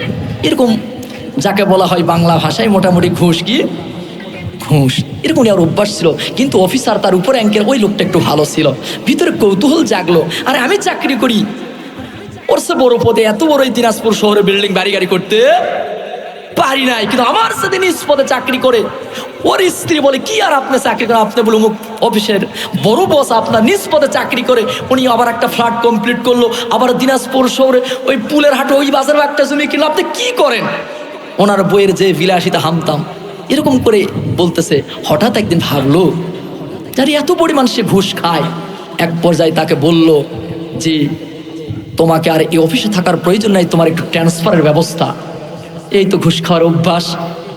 তখন তিনি ভাবলো যে নাকি এমন একটি অফিসে দেওয়া হবে যে একদম দ্বীপ এলাকা, অর্থাৎ সমুদ্র সৈকতে পানির উপরে দ্বীপের উপরে অফিস, সরকারি আবহাওয়া অফিস মনে করেন, এমন একটা জায়গায় দিয়েছে যেখানে উনি দায়িত্ব পালন করবে ঠিকই, কোনো সুদ ঘুষ খাওয়ার কোনো চান্স নাই। দেখেন, সুদ ঘুষ খাওয়ার চান্স নাই, বাস ওই কথা মতো ওই জায়গাতেই দিয়েছিল। দেওয়ার পরে বাস উনি তো যাওয়ার পরে খাওয়ার অভ্যাস আছে, কিছু কিছু লোক পুরিয়া খাওয়ার অভ্যাস আছে, উনি যদি বিয়ার বাসায় যদি বেড়াতে যায় ওই পুরিয়া খোর লোক দেখলেই বলে চিনা পায়, আছে না নাই? ওর সাথেই খাতি, কি যে মহব্বত ওদের। বাস সেখানে গিয়েছে মনে করেন, সেই জায়গাতে যাওয়ার পরে সেখানেও তার চিন্তা চেতনা মাথার মধ্যে কাজ করতেছে, আমার তো ঘুষ খাওয়ার অভ্যাস, কি করে খাওয়া যায় দ্বীপের মধ্যে। মাথার মধ্যে চিন্তা চেতনা বুদ্ধি খাটালো, এই দ্বীপের মধ্যে এই তো সমুদ্র সৈকতের ভিতরে বড় বড় স্টিমার লঞ্চ, এগুলো চলে কি চলে না? এই তো গত বছর তার আগের বছর সুন্দরবনে মাহফিল করতে গেলাম, শরণখোলা দ্বীপে ফরেস্টের কাছে খাওয়া দাওয়ার ব্যবস্থা করে দিল। ওখানে দেখলাম অনেক জাহাজ, শ্যালো নৌকাগুলি, লঞ্চগুলি দেখলাম যে সরকারিভাবে যেমন মোটর সাইকেলগুলি বিভিন্ন কিছু থানাতে যেমন গাড়ি ঘোড়া পড়ে থাকে এরকম আছে। আমি বললাম ফরেস্টের অফিসারকে, স্যার এগুলো কেন? বলতেছে হুজুর এগুলো আমরা এই যে ডাকাত বাহিনীরা, দস্যু বাহিনীরা এই সুন্দরবনের শরণখোলা দ্বীপ এলাকায় এই ডাকাত বাহিনীরা তারা কি করে এই সুন্দরবনের দ্বীপের মধ্যে ঢোকে, অনেক জেলেরা যারা মাছ মারতে যায় এই দস্যু বাহিনীরা জেলেদেরকে মেরে হত্যা করে তারা পানিতে ফেলায় দিয়ে তাদের নৌকাগুলি তারা জব্দ করে। শুধু তাই নয়, সমুদ্র সৈকতের ভিতরে এই যে সুন্দরবনের বিশাল বড় বড় গাছগুলি আছে, এই দস্যু বাহিনীরা এই সমুদ্রের ভিতরে ঢুকে গাছগুলি তারা কেটে সুন্দর করে বড় বড় এই লঞ্চগুলিতে তারা নিয়ে তারা চলে যায়। যাওয়ার পরে একটা গাড়ি যদি নিয়ে যেতে পারে দীর্ঘমেয়াদী সময় পরিবার বসে খাইতে পারবে, এগুলো আমরা ধরি, তাই নাকি? বাস কি করলাম, একটু দিলের কান দিয়ে শুনুন। স্যার বলতেছিল এই ব্যক্তির মধ্যে চিন্তা চেতনা, ঘুষ খাওয়া, মাথার মধ্যে টেনশন, কামাই কেমনে করা যায়, কেমনে করা যায়, ভিতরে কৌতূহল জাগলতে এই সমুদ্র সৈকতে অনেক লঞ্চ স্টিমার চলে। উনি কি করলেন, লাল একটা পতাকা, লাল একটা ফ্ল্যাগ দাঁড়ায় দিল, বড় লঞ্চ স্টিমার যেরকম দাঁড়াই দিল, গাড়ি ঘোড়া আসতেছিল, শুরু আলতোভাবে ধরে বলতেছে কি ব্যাপার, আপনাদের গাড়ি এই পথে তো যাওয়ার কথা ছিল না, আপনারা সীমানা অতিক্রম করেছেন। এরকম হেকমতে নিয়ে যায়, ছলে বলে কৌশলে। ওই যে অনেক সময় আমাদের কিছু দায়িত্বশীল ভাইরা আছে, আর রাস্তাঘাটে হুজুর হোক আর যাই হোক, মোটর সাইকেল দাঁড় করা, এরকম কিছু প্রশাসনের ভাই নাই, গাড়ি ঘোড়ার সব কাগজপত্র যদি কমপ্লিট থাকে, কিছু ভাই আছে মনে করি এটা গজবটা কেন দাঁড়ালাম, ওনাদের নিয়ত তো কার লাইন ক্লিয়ার নাই, কি বলে দাঁড় করালা, হেলমেট সব কিছু কমপ্লিট আছে, দেখার পর ঠিক আছে হুজুর যেতে পারে। কিন্তু ওদের তো মূল লক্ষ্য উদ্দেশ্য ভেজাল আছে কার নাই, কার সেটা তো লক্ষ্য উদ্দেশ্য, কি বলেন? বাস দাঁড় করালাম, কাগজপত্র চেক করে ওদের লক্ষ্য উদ্দেশ্য টাকা নেওয়ার জন্য। এক পর্যায়ে যেহেতু প্রশাসনের বলতেছে টাকা দিতে হবে, এদের মধ্যে আর একজন বলতেছে টাকা দেন, এই ঝামেলা তার জড়ান, টাকা এমন একটা সেখানে খাওয়ার বুদ্ধি করলে লঞ্চ স্টিমার এগুলো থেকে ওই টাকা খাওয়ার এমন একটা পরিবেশ করলো, একটা বছর, 1.5 বছর, 2টা বছর চলে যায়। ওই যে অফিসার ট্রান্সফার করলো তার ভিতরে বড় টেনশন যে এই লোকটা 2টা বছর ওই জায়গায় দিলাম, বেচারা মনে হয় খুব কি আছে, কষ্টে আছে, যাকের পানিশমেন্ট হয়েছে এখন মনে হয় ভালো হয়েছে, এখন টান মারে কি করব, আবার এই অফিসেই নিয়ে আসি। বাস বেচারির কাছে যখন খবর গিয়েছে বলতেছে যে যাও ওখানে টান মারে নিয়েছিল, ওনার কাছে বলে খবর যাওয়ার পরে বলতেছে এত কাকুতি মিনতি স্যারকে বলছে, স্যার আমি আর যাবো না স্যার, খুবই কাকুতি মিনতি, মানে ওই জায়গাতে আর ওই সমুদ্রের ক্যানেলে ওই সৈকতে দ্বীপ আর কামাইয়ের পার্সেন্ট বেশি, অত্যন্ত কাকুতি মিনতি, স্যার আমাকে আর নেন না স্যার, যে কয়দিন চাকরি আছে আমি এখান থেকে বিদায় নিতে চাই। স্যার ভাবলো এত ভালো হয়ে গেছে, ভিতরে কৌতূহল যায় এখান থেকে আসতে চাচ্ছে, কারণটা কি রে? আর একজনকে বললো যাও তো একটু সরজমিনের খবরটা নিয়ে দেখো, নিয়ে দেখতেছে হাই স্যার উনি তো আর আসবে না, মানে যে কায়দা ওখানে, এখানের চাইতার ইনকাম কি করে, ওখানে আরো এমন পথ তৈরি করে ফেলছে, এমন পথ তৈরি করে ফেলছে যে আর ওখান থেকে আসতে চাই নাই। সেদিন ওই অফিসার বলেছিল হাই রে, যার ভিতরে ঝুট বুদ্ধি, যার ভিতরে 2 নম্বরই খাওয়ার বুদ্ধি, একে জেলখানার কারাগারের ভিতরে পাঠিয়ে দিলেও ওখান থেকে টাকা কামাই করেও বউ ছেলের কাছে পাঠিয়ে দিবে, এরকম লোক আছে না নাই? জেলখানায় অনেকেই টাকা দিতে যায়। আমার এলাকায় একজন জেলখানায় মাঝে মধ্যেই যায়, জেলখানাতেই টাকা কামাই করার স্ত্রীরা দেখা করবা গেলে পাঠায় দেয়, চোখের সামনে প্রমাণ আছে, এরকম আছে না নাই? তার মানে বোঝা যায়, বলছিলাম ভালো মানুষগুলি কারাগারের ভিতরেও যদি যায়, জেলখানার যদি ওই শিকলবদ্ধ ঘরের মধ্যেও থাকে, তার জীবন চরিত্র দিয়ে ওই খারাপ মানুষগুলিকে সুন্দর মানুষে রূপান্তরিত করবে। চিৎকার বলেন ঠিক কিনা? এটাই বাস্তব। এজন্য আমরা ভালো মানুষগুলির সংস্পর্শে যাওয়ার দরকার আছে না নাই? ভালো মানুষদের কাছে যাব। এই দুনিয়াটা তো খুব একটা বেশি দিনের জন্য নয়, মৃত্যু তো ধরবেই, মরণ থেকে কেউ আপনি আমি রেহাই পাবো না, মৃত্যুটা কেউ অস্বীকার করে না। প্রতিটি জীবকে, প্রতিটি আত্মাকে মৃত্যুর স্বাদ গ্রহণ করতেই হবে, মরণ থেকে কেউ রেহাই পাবো না।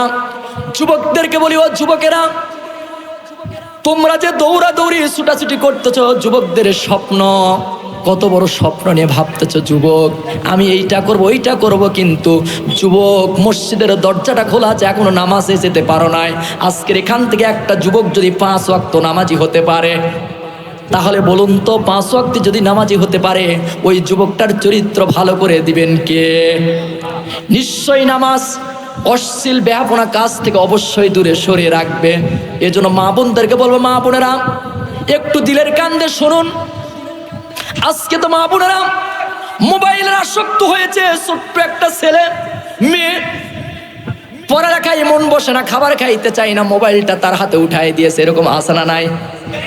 মোবাইল ছাড়া সন্তান ঘুমায় না, মোবাইল ছাড়া সন্তান লেখাপড়ায় বসে না, মানে মোবাইলের আসক্ত করে ফেলেছে, মোবাইল ছাড়া বোঝে না। কারণ এই মার তো এই ব্যারাম, যখন সন্তান মায়ের পেটের ভিতরে ছিল তখন ওই মাটা মোবাইল টিপতো, এরকম আছে না নাই? বেশি বেশি মোবাইল টিপতো, মোবাইল দেখতো, পর্দা পুশিদা সব কিছু হারাই ফেলছে, আজকে পর্দা উঠাই ফেলছে।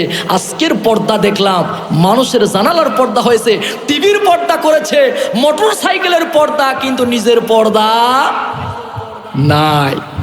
মসজিদের ইমাম সাহেব নিযুক্ত দিবে, ইমাম সাহেবের বইয়ের পর্দা আছে নাকি সেটা মুসল্লি ঠিকই দেখা, আছে না নাই? কিন্তু মুসল্লির বইয়ের পর্দা আছে না এটা দেখে না। ইমাম সাহেব দিনাজপুর স্টেশনের পাশে দিয়ে হেঁটে যাচ্ছে, বকাটা ছেলেরা বিড়ি খায় ধুমাটা ছেড়েছে, ইমাম সাহেবের কাজ দেখেছে, এক মুসল্লি দূর থেকে বুঝতে পেরেছে, মনে হয় না জানি আমাদের হুজুরি খেলো না কিরে, ধুমাতে এই দিকতে যাচ্ছে, ওর চিন্তা দেখছেন। ওই মুসল্লি আসে, সভাপতি বলতেছে হুজুর সিগারেট খায় নাকি, ওই দিক থেকে আমার ধুমা বের হলো দেখলাম দিনাজপুর। সভাপতি মুস্কি মেরে হেসে বলতেছে, আরে পাগলা, তুই তো দিনে 2 প্যাকেট সিগারেট খাস না, হুজুর এক টান দিছে, এটা সমস্যা কি? না, হুজুর সিগারেট খাবে, এটা মেনে নেওয়া যাবে না। তার মানে কি ইমাম সাহেব সিগারেট খাবে, এটা মেনে নিবে না। নিজের বউ 3 পিস 1 পিস 2 পিস পরবে, এটা সমস্যা নাই। ইমাম সাহেবের বউ একটু পর্দার ব্যাঘাত ঘটেছে, এটা ওই মেনে নিবে না। তার মানে সমাজের ওই দিন মুসল্লি যেদিন মনে করবে ইমাম সাহেবের বইয়ের যেমন পর্দা করা ফরজ, আমি ইমাম সাহেবের পিছনে নামাজ পড়ি, আমি মুসল্লি, আমার স্ত্রীও পর্দা করা ফরজ। ইমাম সাহেবের যেমন নিশা মাদক দ্রব্য যেমন খাওয়া যেমন হারাম অবৈধ, আমি ওই মসজিদের মুসল্লি, আমারও তেমন অবৈধ। এই সিদ্ধান্ত, এই বক্তব্য, এই কথা যেদিন জাতি মনে করবে, সেই দিন ওই সমাজটা সুন্দর সমাজে পরিণত হবে। চিল্লাই বলেন ঠিক কিনা? সেই দিন ওই সমাজে শান্তি আর শান্তি বিরাজমান করবে। যুবকদেরকে বলবো, যুবকেরা একটু ইসলামের জন্য, দ্বীনের জন্য তোমার জীবনটা একটু সিটিং ফিটিং করেন। বলছিলাম মুসলিম বিন আকিলকে হত্যা করে ফেললো, বাস হুসাইন রাদিয়াল্লাহু তাআলা আনহু কি করলেন? 8 জিলহজে রওনা করলেন। 8 জিলহজে রওনা করলেন, সন্তানী সহ পরিবার সহ 72 জন লোক, তার মধ্যে 32 জন মহিলা ছিল, 40 জন পুরুষ ছিল। নিয়ে রওনা করলেন দীর্ঘ পথ পাড়ি দিয়ে, খাবার দাবার বাহনে যা কিছু আসলো বেঁধে নিয়ে রওনা করলেন। বাস ফোরাত নদী কারবালার প্রান্তরে চলে আসলেন। আর এই খবরটা ইয়াজিদের কাছেও পৌঁছে গিয়েছে যে হোসাইন রাদিয়াল্লাহু তাআলা আনহু কুফার দিকে রওনা করেছে, কুফায় আসবে। ইয়াজিদ কি করলেন? হোসাইন রাদিয়াল্লাহু তাআলা আনহুকে কুফায় কখনো প্রবেশ করতে দেওয়া যাবে না। উবাইদুল্লাহ বিন জিয়াদকে বলে দিলেন, ফোরাতের কুল বন্ধ করে দাও, ওখানে অবরুদ্ধ করো, তাকে আটকায়ে দাও। নবীর নাতি হোসাইন রাদিয়াল্লাহু তাআলা আনহুকে আটকায় দিলেন সৈন্য সামর্থ্য নিয়ে, 4000, 5000, 6000 বিভিন্ন মতান্তর আটকায় দিলেন। কই যাবে? বলতেছে কুফায় যাব। কোনা কুফার দিকে আপনারা যাওয়া যাবে না। বাঘ বিতণ্ড কত কি বলতেছে, সত্যি কুফার দিকে আমাদের যাওয়া যাবে না। কয় না, যদি কুফার দিকে না যাওয়া যায় তাহলে আমার কয়েকটি কথা শোনো। 1 নম্বর, কুফায় যেতে দিবে না, দেওয়া যাবে না। যদি না দেওয়া হয় তাহলে আমাকে ওই মদিনার দিকে আবার যেতে দাও। না, মদিনার দিকেও যেতে দেওয়া যাবে না। শুধু তাই নয়, তাহলে আমাকে তুরস্কের রাস্তার দিকে আমাদেরকে উঠায় দাও, তুরস্কের রাস্তার দিকে চলে যাব। কয় না, তাও দেওয়া যাবে না। তাহলে ওই ইয়াজিদের কাছেই যাওয়ার পরিবেশ করে দাও, তার কাছেই যাব, যাই খুলে মেলে বলবো। বাস কই না, যাওয়া যাবে না।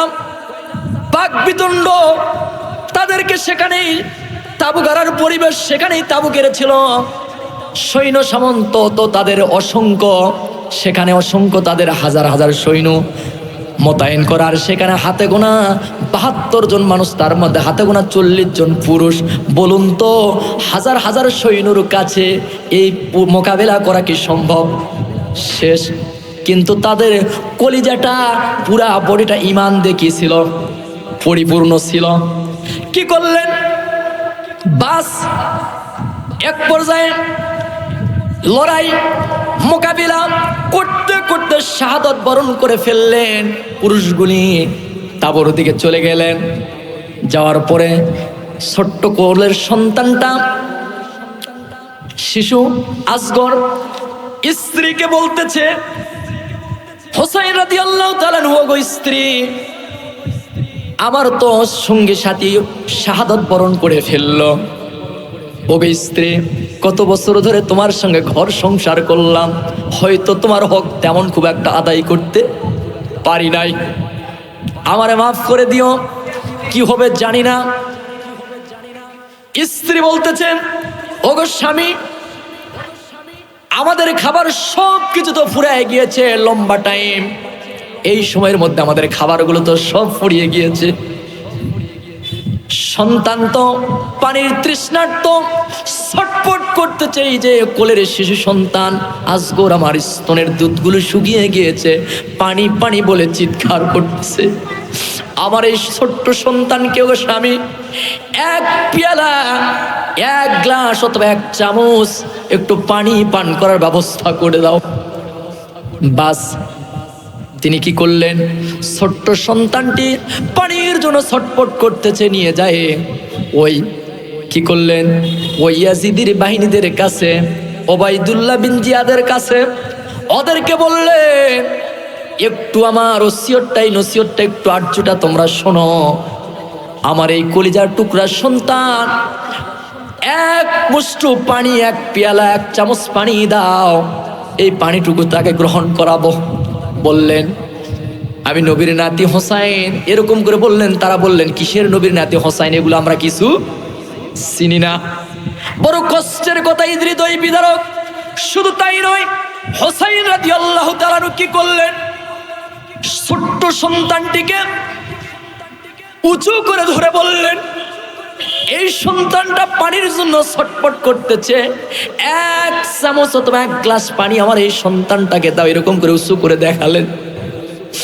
নিষ্ঠুর পাষাণরা সহ্য করলো না, মহব্বত তাদের কলিজাটাই লাগলো না। কি করলেন, এই পাষাণ্ড হৃদয়ের মানুষগুলি, নামধারী মুসলমান, সেই দিক থেকে একটা তীর ছুঁড়ে মেরেছে। তীরটা সঙ্গে সঙ্গে সন্তান শিশু আজগরের বুকটা ভেদ করে তীরটা ফিনকি দিয়ে পিছন দিক থেকে বের হয়ে চলে গেলেন। ফিনকি দিয়ে রক্তগুলি যখন জমিনে পড়তেছিল, রক্তগুলির ফিনকি দিয়ে হুসাইন রাদিয়াল্লাহু তাআলা আনহু সন্তানটিকে বুকের সঙ্গে দড়িয়ে তাঁবুর দিকে নিয়ে যায়। নিজের স্ত্রীকে বলতেছে, ও আমার স্ত্রী, এই না ও সন্তান, তোমার এই সন্তান আর কোনোদিন তোমার কাছে চিল্লাবে না, তোমার কাছে কোনোদিন আর ডিস্টার্ব করবে না। এমন পানি পান করেছে কিয়ামত পর্যন্ত আর তোমার কাছে তোমার সন্তান পানি চাইবে না। ফিনকিতে রক্ত বের হয়ে যাচ্ছে। হুসাইন রাদিয়াল্লাহু তাআলা আনহু সন্তানকে বলতেছে, ওগো সন্তান, আমি বাবা তোমাকে এক চামচ পানি পর্যন্ত পান করাইতে পারলাম না। আমি তোমারে কথা দিলাম, আমার নানা নবী মুহাম্মদ রাসূলুল্লাহ সাল্লাল্লাহু আলাইহি সাল্লামের কাছে সেই দিন হাউজে কাউসারের পানি তোমারে পান করাবো। বলো আল্লাহু আকবার, লিল্লাহি তাকবীর। তার মানে প্রমাণ হয়ে যায় নবীর নাতি হুসাইন রাদিয়াল্লাহু তাআলা আনহুকে অনেক অফার দেওয়া হয়েছিল। স্বর্ণের চেয়ারে বসে থাকবেন, সমস্যা নাই, কিছু এলাকার দায়িত্ব পালন করবে, সমস্যা নাই।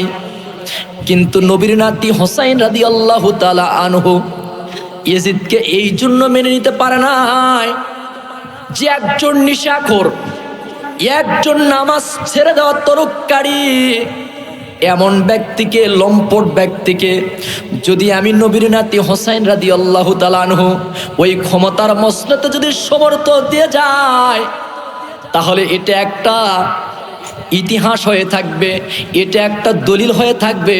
মানুষ বলবে নবীর নাতি হুসাইন রাদিয়াল্লাহু তাআলা আনহু তো তাকে সাপোর্ট করে ছিল। কাজেই তিনি সাপোর্ট করে নাই, ইমানের পরিচয় দিয়ে ইনসাফের লড়াই করে তিনি শাহাদতের পেয়ালা পান করে তিনি প্রমাণ করে দিয়ে গিয়েছেন। আজও যারা হুসাইনের ইমানি শক্তি ভিতরে লালন করে যদি আজও বাংলার জমিনে যদি বেঁচে থাকতে চায়, তারাও সামনে যতই আক্রমণ আসুক না কেন, তারা নিজেরও জীবনের মায়া করবে না। তারা দেখবে ই পাড়ে মার খাবে, ই পাড়ে মরবে, ও পাড়ে আল্লাহর জান্নাত তারা দেখতে পাবে না। আল্লাহু আকবার।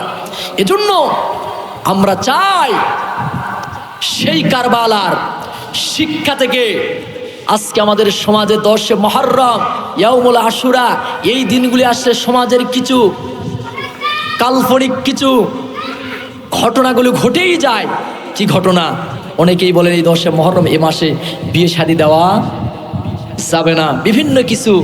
আবার 10 মুহররম আসলে এই আপনারা দেখবেন মোবাইল ফোনে হাই হোসাইন, হাই হোসাইন বলে নিজেরা চাকু দিয়ে, প্লেট দিয়ে নিজের শরীর কেটে ফিনকি দিয়ে রক্ত বের করে প্রমাণ করে দেয় যে আমরা হোসাইনের খুবই আশেক, খুবই ভক্ত। এরকম দেখা যায় কি যায় না? এরকম ভক্ত হয়ে লাভ নাই। হোসাইন সত্যকে প্রতিষ্ঠিত করার জন্য, ময়দানে সত্য নেতাকে বিজয়ী করার জন্য নিজের সপরিবার সহ শাহাদতের তামান্না, শাহাদতের নজরানা পেশ করে জীবনটা পর্যন্ত দিয়ে প্রমাণ করেছিল তুমিও যদি হোসাইনকে যদি সেইভাবে ভালোবাসো, যেই রাস্তা দেখায় দিয়েছে, তুমিও মাঠে ময়দানে সত্যের পরিচয় দিয়ে কালেমাকে উত্তীর্ণ করার জন্য, ইসলামকে বিজয়ী করার জন্য, সত্য নাই না তাকে বিজয়ী করার জন্য মাঠে ময়দানে কাজ করে পরিচয় দিতে হবে। এটাই হবে প্রকৃত হোসাইনি ভালোবাসা। চিল্লাই বলেন ঠিক কিনা? 2 টাকার ব্লেড কিনে বাড়িতে বসে বুকে কেটে কেটে রক্ত বের করা সহজ, কিন্তু আবু সাইদের মতো বুকটা পাতিয়ে দিয়ে জীবনটা দেওয়া খুবই কঠিন। 100 বছর বেঁচে থাকার দরকার নাই। 20-30 বছর বয়সে শরীফ ওসমান হাদি আপামর জনসাধারণ বাংলাদেশের লক্ষ কোটি তৌহিদি জনতার, তিনি কোনো প্রাইম মিনিস্টার ছিলেন না, তিনি কোনো এমপি মন্ত্রী ছিলেন না, মাত্র 32 বছর বয়সে বাংলাদেশ নয় গোটাল বিশ্বে প্রমাণ করে দিয়েছিলেন যে তৌহিদের ইনসাফের যদি লড়াই করে যায় 20-30 বছর বয়সেও মানুষের চোখ থেকে পানি পড়া মানুষের হৃদয়ের ভালোবাসা নেওয়া সম্ভব। চিল্লাই বলেন ঠিক কিনা? এজন্য আজ আমি আপনাদেরকে আজকের এই মাহফিল থেকে উদাত্ত আহ্বান জানাবো, ও যুবকেরা, ও বৃদ্ধরা, ও মা বোনেরা, মাঠে ময়দানে যেখানেই থাকেন না কেন, ইনসাফের লড়াই আমাদের চলবেই। চিল্লাই বলেন ঠিক কিনা? আমরা বড় বড় পদ চাই না, আমরা চাই ওই পদগুলোতে বসে সমাজের সঠিক ন্যায্য পাওনাগুলি সমস্ত সেক্টরে যারা মানুষ জানে দিতে পারে, এরাই আমরা চাই। চিল্লাই বলেন ঠিক কিনা? আমরা চাই আমাদের দায়িত্বশীল ভাইরা, আমাদের 56,000 বর্গ মাইলের বাংলাদেশ, এই বাংলাদেশের যেখানে যারা এই দায়িত্ব থাকবে, আমরা চাই ন্যায্য পাওনাগুলি যেন তারা সকলেই পেয়ে যায়। এটাই আমাদের লক্ষ্য। কি বলেন? এজন্য আমি আপনাদেরকে উদাত্ত আহ্বান জানাবো, মাঠে ময়দানে সব জায়গায় ভালো মানুষগুলিকে বিজয়ী করার জন্য আমাদের কাজ করার দরকার আছে না নাই? কই আপনাদের যদি ইমাম সাহেব, মানুষকে তো আমি বুঝাতে পারি না এই ছোট্ট ব্রেন দিয়ে, আপনাদের এই ইমাম সাহেব ঈদগাহ ইমাম সাহেবকে আপনারা খুবই ভালোবাসেন। এই ইমাম সাহেব একটু সামনের নির্বাচনে একটু মেম্বারের একটু পোস্টার বের করেছে, সেই ইমাম সাহেবকে এত পরিমাণ মহব্বত করতেন, চা খাওয়াইতেন। মসজিদের প্রথম কাতারের মুসল্লি, সেই মুসল্লি যায় দেখবেন যে দিনাজপুর স্টেশনের পাশে চা খাবার বলবে, আমাদের ইমাম সাহেব তো আর লাইনে নাই রে। কি ব্যাপার? পার্শ্বের আর এক লোক বলতেছে লাইনে নাই মানে? আপনাদের এত সুন্দর ইমাম সাহেব, আপনাদের আমসাগর কেন্দ্রীয় ঈদগাহ মাঠের ইমামতি করে হাফেজ মানুষ, খুব তো ভদ্র। না না হুজুরা লাইনে নাই। কেন লাইনে নাই? হুজুরেরও তো গদির লোভ ঢুকেছে। কি ঢুকেছে? হুজুরেরও চেয়ারের লোভ ঢুকেছে। দেখলাম পোস্টার বের করছে, আগামী নির্বাচনে ওনার ওয়ার্ডের মেম্বার পদপ্রার্থী। সুতরাং হুজুর আর লাইনে। হুজুর কি খারাপ কাজ করছে? চিল্লায়, হুজুর কি খারাপ কাজ করছে? হুজুর কি কোনো অবৈধ কাজ করছে? জাস্ট নিজের টাকা ব্যয় করে একটা পোস্টার বের করেছে, জনগণের দোয়া আছে, আগামীতে আপনাদের একটু সেবা করতে চাই, আমাকে একটু সুযোগ করে দাও। হুজুর তো এখনো কোনো খারাপ কাজ করে নাই। যেই মুসল্লি সামনের কাতারে নামাজ পড়তো, সেই বলছে হুজুর আর লাইনে নাই। এখন ওই চা স্টল ওই লোক সুন্দর করে ওয়াজ করতেছে, আরে ভাই হুজুর লাইনে নাই কেন? হুজুর লাইনে কেন নাই? আপনি বলতেছেন মেম্বারে দাঁড়াবে, এই জন্য হুজুর লাইনে নাই। ভালো মানুষ যদি আপনাদের ইমাম সাহেবের মতো একটা লোককে ওই সমাজের যদি মেম্বারের দায়িত্ব যদি পায়, ওই সমাজের ভিসিপির কার্ডের 3,000-6,000 টাকা দিয়ে কোনো বিধবা কার্ড করে দিবে না। চিল্লাই বলেন ঠিক কিনা? এই টাকা নিবে না। ওই রিলিফ কন্ট্রোলের চাল ওই ওয়ার্ডের ওই আপনাদের ইমাম সাহেবের বাজেটে আসলে কখনো নিজের মনে করে খাবে না। তার মানে ভালো মানুষকে ক্ষমতায় আপনি দিবেন নাতে, সমাজের ব্রিজের রোডের বদলে তো বাঁশ দিবেই। চিল্লাই বলেন ঠিক কিনা? ভালো মানুষ মেম্বার বানাবেন না, ভালো মানুষ চেয়ারম্যান বানাবেন না। আপনার সন্তানের বউ নিয়ে গন্ডগোল পাকাইছে, ওই মেম্বার গ্রামে ভোটের সময় গিয়েছে, জমি বেচে 2 লাখ টাকা, 5 লাখ, 7 লাখ টাকা মেম্বারে নির্বাচন করেছে। ওই আপনার ওই তাজপুর পার্শ্বের গ্রামে একটা বিচার পালে দেখবেন যে 50,000 টাকা মেম্বার খুলবে। চিল্লাই বলেন ঠিক কিনা? খুলে রাতের বেলায় স্ত্রীকে যায় বলবে, ওই তাজপুর গ্রামে তো আমি ঢুকাইছিলাম, 1 লক্ষ কেবল তো অর্ধেক আলো। কি? কারণ ওই যে রাতের বেলা আপনাকে গিয়েছে, আপনি শুরুত করে 1000 টাকা লোড ধরাই দিয়েছে, কি খুশি। ওরে বাস, আমাকে 1000 টাকা লোড আবার যাই বলতেছেন, ওরে বাস ভাই আমার বাসায় তো 5টা ফটো আছে, দেখছেন 5টা আছে, মানে আরো বাজার বাড়াই নিবে। ওটা তো আপনার ছাড়া কোনো কথাই নাই। আপনি নির্বাচনের সময় 500-1000 টাকার লোড ধরাই দিল, টাকা পেয়ে আপনারা মনে 30 টাকা দিয়ে দিলেন। ওই নেতা 5 লাখ 7 লক্ষ টাকা ব্যয় করে নির্বাচনে বিজয়ী হয়েছে। ওই নেতা ব্রিজের টাকা মারে খাবে, নেতা খাবে কে? কথা বলেন ঠিক কিনা? এই জন্যই তো যেই নেতা পার্লামেন্টে যে এমপি মন্ত্রী বসবে, টাকা যারা ব্যয় করবে না পার্লামেন্টে বসবে, এজন্য সংসদ ভবনে বলবো এই নেতা এমপি যে সমস্ত বাহিনী দিয়ে তালাশ করো। আমি হাসনাত আব্দুল্লাহর যদি এক বিন্দু পরিমাণ যদি দুর্নীতি পেয়ে থাকেন, আমি বলে দিলাম স্বেচ্ছায় এমপি পদ থেকে পদত্যাগ করবো। চিল্লায় বলেন ঠিক কিনা? এর দ্বারা প্রমাণ হয় অবৈধ কাজ যদি কেউ যদি না করে, পার্লামেন্টের সংসদ ভবনে বসেও সঠিক কথা বলবে। চিল্লায় বলেন ঠিক কিনা? এজন্য আমি সকল সেক্টরের ভাইদেরকে বলে দিতে চাই, যারাই আমার এই 56,000 বর্গ মাইলের দায়িত্ব পেয়েছেন, সকলকে সাধুবাদ জানাই। আমার এই বাংলাদেশটাকে সুন্দর করে পরিচালনা করেন। সকলেই বলেন ঠিক কিনা? কারোর সাথে আমাদের কোনো শত্রুতা নাই, আমাদের সবগুলি দিনই ভাই। যে যে দল করে করুক, কিন্তু ওই ভাই মারা যাক, আমরা তো তারই জানাজায় যাই। চিল্লাই বলেন ঠিক কিনা? কারোর সাথে আমাদের কোনো শত্রুতা নাই, আমরা সকলকে অন্তর দিয়ে ভালোবাসবো। ওই ভাইগুলো হয়তো আমরা বোঝে নাই, হয়তো আমরা তাদেরকে বুঝাতে পারি নাই। ওই ভাই একদিন হয়তো আমাদের পক্ষেই, ইসলামের পক্ষেই কাজ করতে পারে কি পারে না? পারে। এগুলো আমাদের ব্যর্থতা, আর বুঝাতে হবে। কিন্তু আমরা হাল ছাড়বো না। যারা মাছ মারা অভ্যাস আছে, দেখবেন যে বড়শি ছিপ ফেলে বসে থাকে, আর রাগিত লোক হলে কি করবেন? আধা ঘন্টা 10 মিনিট দেখছে, ধরেন ওই নিয়ে বাড়িতে যায় বসে থাকবে। আর যে ধৈর্য ধরে বসেছিল, বৈকাল 4টার দিকে বাড়িতে যাচ্ছে, কি কানস মাছ, শিং মাছ, মাগুর মাছ, কত কিছু নিয়ে যাচ্ছে। স্ত্রী বলতেছে, দেখছো মরদ, ধৈর্য লাগে, ধৈর্য লাগে। একই সাথে তো গেলেন, 4টার পরে কতগুলো মাছ আনছে, আর তুমি আধা ঘন্টা বসে থাকে, কেতা ভালো সব বান্ধলে বাড়িতে শুয়ে আসেন। এরকম আছে না নাই? ধৈর্যের পরিচয় দিয়ে ইসলামী আন্দোলন যদি কেউ করতে পারে, আল্লাহর কসম দিয়ে বলি, বাংলাদেশে যদি ইসলাম প্রতিষ্ঠিত না হয়, আল্লাহ রাব্বুল আলামিন আপনাকে জান্নাতের অফার দিবে। বলেন আল্লাহু আকবার। আমরা তো চাই দ্বীনের জন্য, ইসলামের জন্য কাজ করব, মাঠে ময়দানে। আমরা ক্ষমতায় চাই না যাই, পদ পাই না পাই, ওই চিন্তা আমাদের নাই। কিন্তু আমরা এতটুকু বলবো, সত্য ন্যায়ের পক্ষে আসি নাকি, এটাই আমাদের দেখার বিষয়। কি বলেন? এজন্যই তো মাঝে মধ্যে আমি একটা কথা বলি। আমার গ্রামের মনে করেন 5 জন মুক্তিযোদ্ধা আছে, কিন্তু আমার দাদা মুক্তিযোদ্ধা নয়। আমার দাদা কি বেতন পাবে? সম্ভব? বলুন যে আমার দাদার অন্যান্য নাতিরা বলে, বুড়া একই বয়স ওরাই যায়, যুদ্ধ করে মুক্তিযোদ্ধা হয়েছে, প্রতি মাসে 20,000 টাকা পায়। আর বুড়া তুই কি করছি? খালি বুড়ার কুপত খালি ঘুতায়, যাসনিকা যাসনিকা, আছে না নাই? বুড়া কোথায় যাবা চাষুন রে, কিন্তু তুমি মুক্তি আগে তো যাওনি তোর বাপে করে।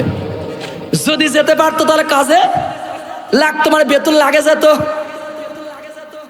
আমার প্রশ্ন, যাই নাই বেতন পাই নাই, ওই 5 জন জমজমাট বেতন পাই, তাদের বিবি বাল বাচ্চা, বুড়ার খুব কদর, কারণ বুড়ার খাতিরে টাকা পায়। আমার প্রশ্ন, যদি এই বাংলাদেশে যদি ইসলাম প্রতিষ্ঠিত হয়ে যায়, ইসলাম কায়েম হয়ে যায়, কিন্তু আপনার আমার মতো লোক যদি ইসলামের প্রতিষ্ঠিত হওয়ার যে আন্দোলনে যদি না থাকতে পারে, ইসলামী আন্দোলনে যদি না থাকতে পারি, ইনসাফের লড়াইয়ে যদি আপনি আমি যদি না থাকতে পারি, সত্য ন্যায়ের পক্ষে যদি না থাকতে পারি, বলুন তো আপনার আমার লাভ আছে? কোনো লাভ নাই। এ বাংলাদেশের সমস্ত মানুষজন হয়ে গেল আল্লাহর পক্ষে, ইনসাফের লড়াই করলো, সত্য ন্যায়ের পক্ষে কাজ করলো, কিন্তু আপনি আমি হতে পারলাম না, কোনো দাম নাই। কিন্তু আপনি আমি ওই আন্দোলনে, ওই পথে সম্পৃক্ত থাকতে পারলাম, আপনার আমার লাভ। চিৎকার বলেন সুবহানাল্লাহ। এই জন্য আমি আপনাদেরকে এতটুকু আহ্বান জানাবো, ও বন্ধুরা, ও যুবকের, একটু দিলের কান দিয়ে শুনুন। মুসনাদে আহমেদের ভিতরে হাদিসটি এসেছে, আল্লাহর নবী জনাবে মুহাম্মদুর রাসূলুল্লাহ সাল্লাল্লাহু আলাইহি সাল্লাম এর সময় মদিনায় একজন ইতিম সন্তান বসবাস করতেন।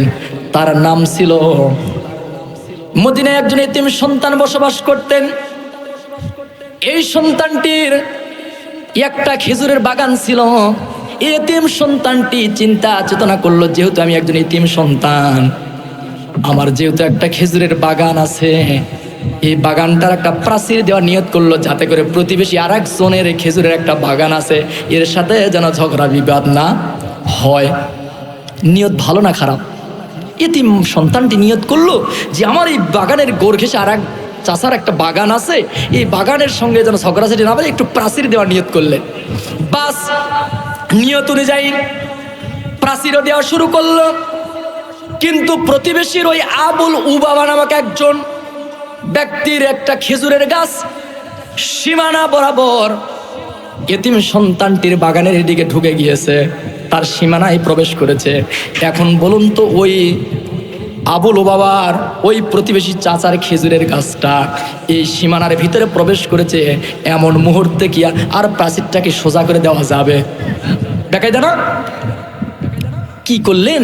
এতিম সন্তানটি ভাবলেন, যেহেতু ওই প্রতিবেশী ওই আবুল বাবা ওই চাচার খেজুরের গাছটা, তাহলে তার কাছে যাই আমি একটু প্রস্তাব পেশ করব যে চাচা, আমি একজন এতিম সন্তান, আমার এই খেজুরের গাছটা, অর্থাৎ আপনার এই খেজুরের গাছটা আমার খেজুরের গাছের বাগান সীমানার ভিতরে প্রবেশ করেছে। চাচা, আপনি ইচ্ছে করলে আপনি খেজুরের গাছটা আমি এতিম সন্তান হিসাবে আমাকে দানও করতে পারেন, যদি সম্ভব না হয় টাকার বিনিময়ে আমার কাছে বিক্রয় করতে পারেন। বলুন তো প্রস্তাবটা ভালো না খারাপ? চিল্লাই বলেন, ভালো না খারাপ? ভালো। কিন্তু আমার দেশের কিছু লোক আছে, আর একজন প্রতিবেশীর কোনো জিনিস যদি নিজের সীমানায় যদি প্রবেশ করে আর থেকেও থাকে, প্রয়োজন বলে জমি মাপার আমিনদেরকে বলবেন, দেখুন তো একটু বড় গাছটা একটু কোলে বলে ছলে কৌশলে কৌশলে যদি গাছটা একটু, আমার ভিতরে শিমুল গাছ বিশাল মোটা হয়ে গেছে, একটু মেহগুনি গাছ বিশাল মোটা হয়ে গেছে, দেখে তো লাফে লাফে একটু আঁকা বাঁকা করে আমার সীমানার মধ্যে যদি প্রবেশ করা যায় আর গাছটাতে আমি ভোগ করতে পারো, এরকম বুদ্ধিজীবী লোক আপনার আমাদের সমাজে আছে না নাই? আছে। বাস এতিম সন্তানটি তা না করে বললেন, চাচা আবুল বাবা, আপনি ইচ্ছে করলে খেজুরের গাছটা আমাকে দান করতে পারেন, যদি সম্ভব না হয় টাকার বিনিময়ে বিক্রয় করতে পারেন। আবুল বাবা বললেন, না, তোমাকে দানও করব না, টাকার বিনিময়ে বিক্রয় করব না। আবার বললেন, চাচা সম্ভব হলে, পরের বার দুইবার তিনবার বললেন, না সম্ভব নয়। আল্লাহর কসম কেটে বললেন, না দিব না। তখন এতিম সন্তানটি বুঝতে পেরেছে এই মামলার বিচার আমার দ্বারা আর সম্ভব নয়, এই বিচার স্বয়ং নবীজির কাছে দাঁড় করতে বলে। আল্লাহু আকবার, লিল্লাহি তাকবীর। আল্লাহর নবীর কাছে গিয়ে এই এতিম সন্তানটি মামলা দায়ের করলেন, ইয়া রাসূলুল্লাহ, ইয়া হাবিবাল্লাহ, আমার একটা খেজুরের বাগান আছে, প্রতিবেশীর আর একজনের বাগান, ওই আবুল বাবা নামক চাচার বাগান, ওই ব্যক্তিকে প্রস্তাব পেশ করেছি, সে দানও করবে না, টাকার বিনিময়ে বিক্রয় করবে না, একটু বিচারটা একটু দেখলে ভালো হয়। আল্লাহর নবীজি বললেন সাহাবায়ে কেরামদেরকে, তাহলে তো এই বিচারটা তো আবুল বাবা ওই খেজুরের বাগানের মালিককে তো হাজির করা দরকার, তাছাড়া সম্ভব নয়। আল্লাহর নবীজি ওই আবুল বাবাকে ডেকে পাঠালেন। আবুল বাবাকে আল্লাহর নবীজি বললেন, ও আবুল বাবা, তোমার কি একটা খেজুরের বাগান আছে? কয় জি।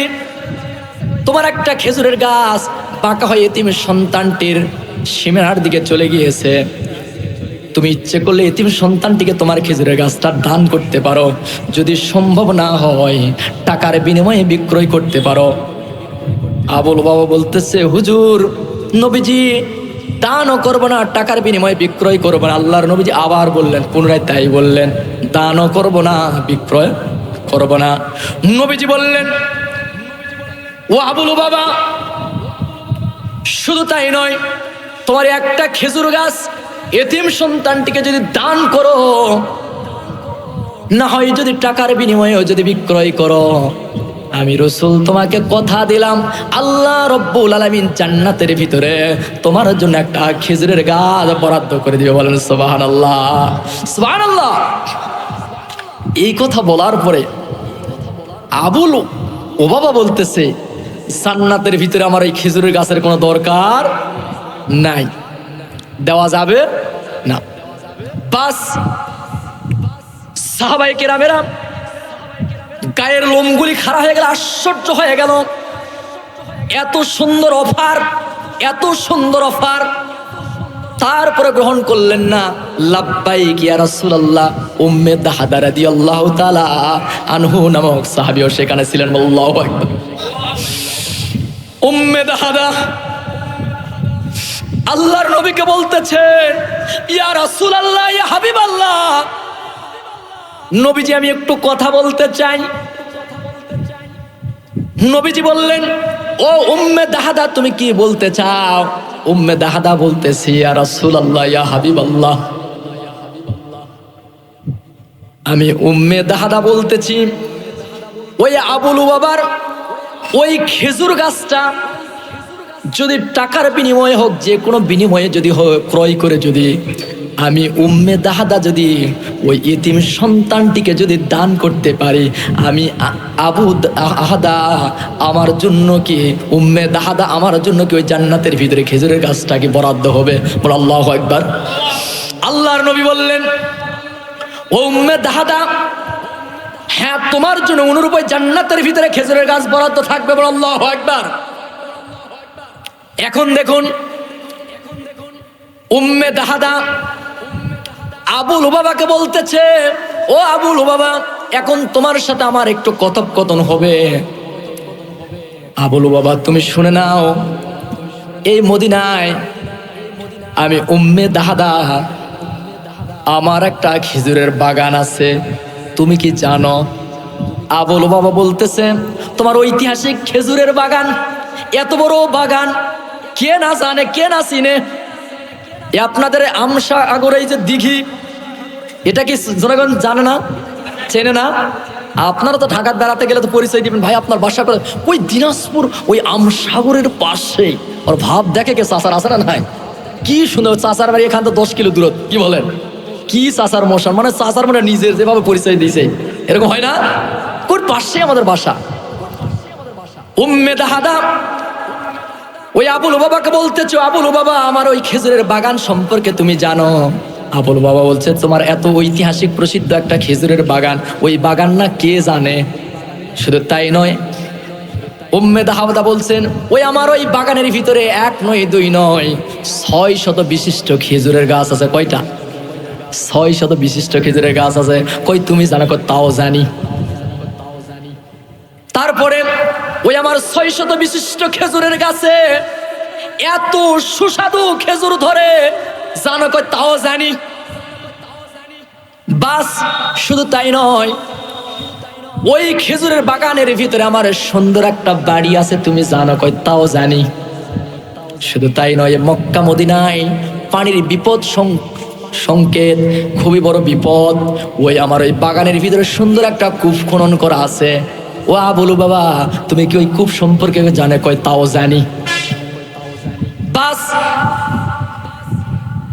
ও আবু লুবাবা, ওই আমার ওই 600 বিশিষ্ট খেজুরের গাছ, বাগান, বাড়ি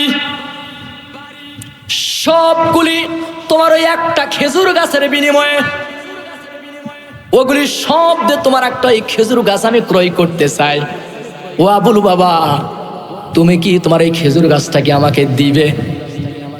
এখন বলুন তো, আবুল উবাবার মাথা এখন নরম হবে কি হবে না? গরুর দাম হবে 50,000 টাকা। চাচা দিনাজপুর বাজারে গুয়াহাটি নিয়ে গিয়েছে, গরুর দাম 1,20,000 টাকা কাস্টমার বলেই ফেলছে। বলুন তো চাচার মাথার ঠিক থাকবে? চাচা কই গরু তোর 75 উপর যাবেই না, বারে 1,20,000 টাকা দাম করে চাচা খালি খুঁজবে যে টাকা অরিজিনাল দিবে না ডুপ্লিকেট দিবে। হয় দেখবেন যে এলাকা লোকে ভাই আসো আসো বলবে, তাই না? যে আমাকে একটু টাকাটা গুনে গাতে দেন। বাস আবু লুবাবা বলতেছে, ও আবু দাহাদা, তুমি সত্যি ওগুলো মস্কারি করতেছ না? সত্য না মিথ্যা? তুমি কি বলতে চাও? আমার নরম হয়েছে দেখেন। উপস্থিত সাহাবাই কিরাম সকলেই বলতেছে, আবু লুবাবা সত্যি তুমি দিতে চাও? আবু দাহাদা দিবে কি দিবে না বলুন, আমরা তার সাক্ষী হয়ে যাবে, তুমি খালি দিতেই চাও না কেন? আবু লুবাবা বলছে, যদি সত্যি ও আবু দাহাদা তুমি যদি দিতে চাও, সত্যি আমি ঘোষণা দিলাম, ওই একটা খেজুর গাছের বিনিময়ে তোমার ওগুলো যদি দাও, আমি তোমার কাছে বিক্রয় করলাম। বড় আল্লাহু আকবার, আল্লাহু আকবার। বাস আবু দাহাদা রাদিয়াল্লাহু তাআলা আনহু আল্লাহর নবীর কাছে বলতেছেন, ইয়া রাসূলুল্লাহ, ইয়া হাবিবাল্লাহ, কিছুক্ষণ আগে আপনারা এই বলুন তো, কিছুক্ষণ আগে খেজুরের গাছের মালিক ছিল আবুল উবাবা, একটু পরে ওই খেজুরের গাছের মালিক এখন হয়ে গেল আবু দাহাদা রাদিয়াল্লাহু তাআলা আনহু। আবু দাহাদা কি করলেন? আল্লাহর নবীকে বললেন, ইয়া রাসূলুল্লাহ, ইয়া হাবিবাল্লাহ, এই খেজুরের গাছটার মালিক যেহেতু আমি হয়ে গেলাম, এই খেজুরের গাছটা আমি এতিম সন্তানটিকে এখন দান করে দিলাম। এতিম সন্তানটি ইচ্ছে করলে এখন এই গাছটাকে রেখেও দিতে পারে, ইচ্ছে করলে গাছটাও কেটে দিতে পারে। ওগো নবীজি, এখন কি ওই জান্নাতের ভিতরে কি ওই খেজুরের গাছটা আমি আবু দাহদা পাবো কিনা বলেন? আল্লাহর নবী বললেন, ও আবু দাহদা, তুমি শুনে নাও, শুনে নাও, এই মুহূর্তে আমি নবীজি ঘোষণা দিলাম, তোমার জন্য জান্নাতের ভিতরে আর একটা খেজুর গাছ নয়, অসংখ্য খেজুরের গাছ তোমার জন্য অপেক্ষা করতেছে। বলেন আল্লাহু আকবার, লিল্লাহি তাকবীর। এই হলো সেই মুসলমান। এই জন্য বলছিলাম বন্ধুগণ, খেজুরের গাছ অপেক্ষা করতেছিল। দেখুন, 600 বিশিষ্ট খেজুরের গাছ, বাগান বাড়ি সব কিছু আবুল বাবাকে দিয়ে দিলেন। বাসায় দরজায় নক করলেন, স্ত্রীকে বললেন, স্ত্রী, আমি তো উত্তম একটা ব্যবসা করে ফেলছি, উত্তম বিজনেস করে ফেলছি, জান্নাতের ভিতরে একটা খেজুর গাছের বিনিময়ে এই বাগান বাড়ি সব কিছু দিয়েছি।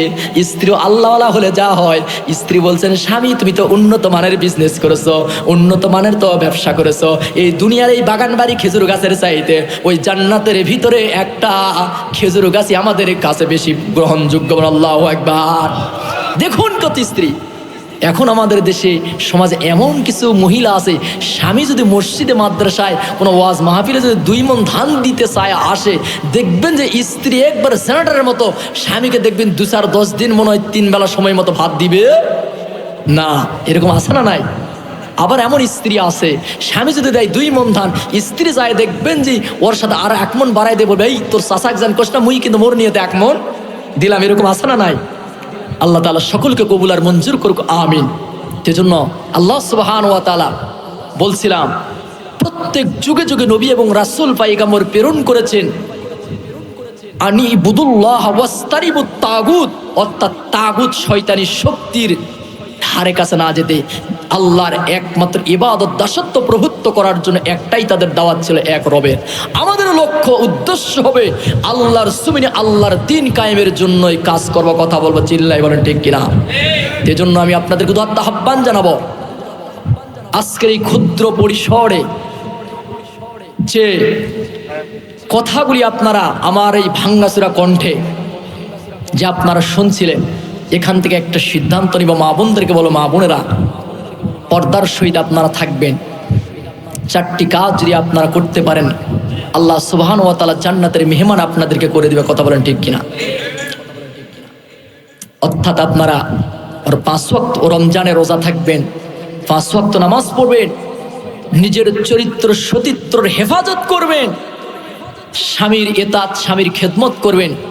বেশক আল্লাহর জান্নাতের 8টি দরজায় আপনি প্রবেশ করবেন। আল্লাহু আকবার।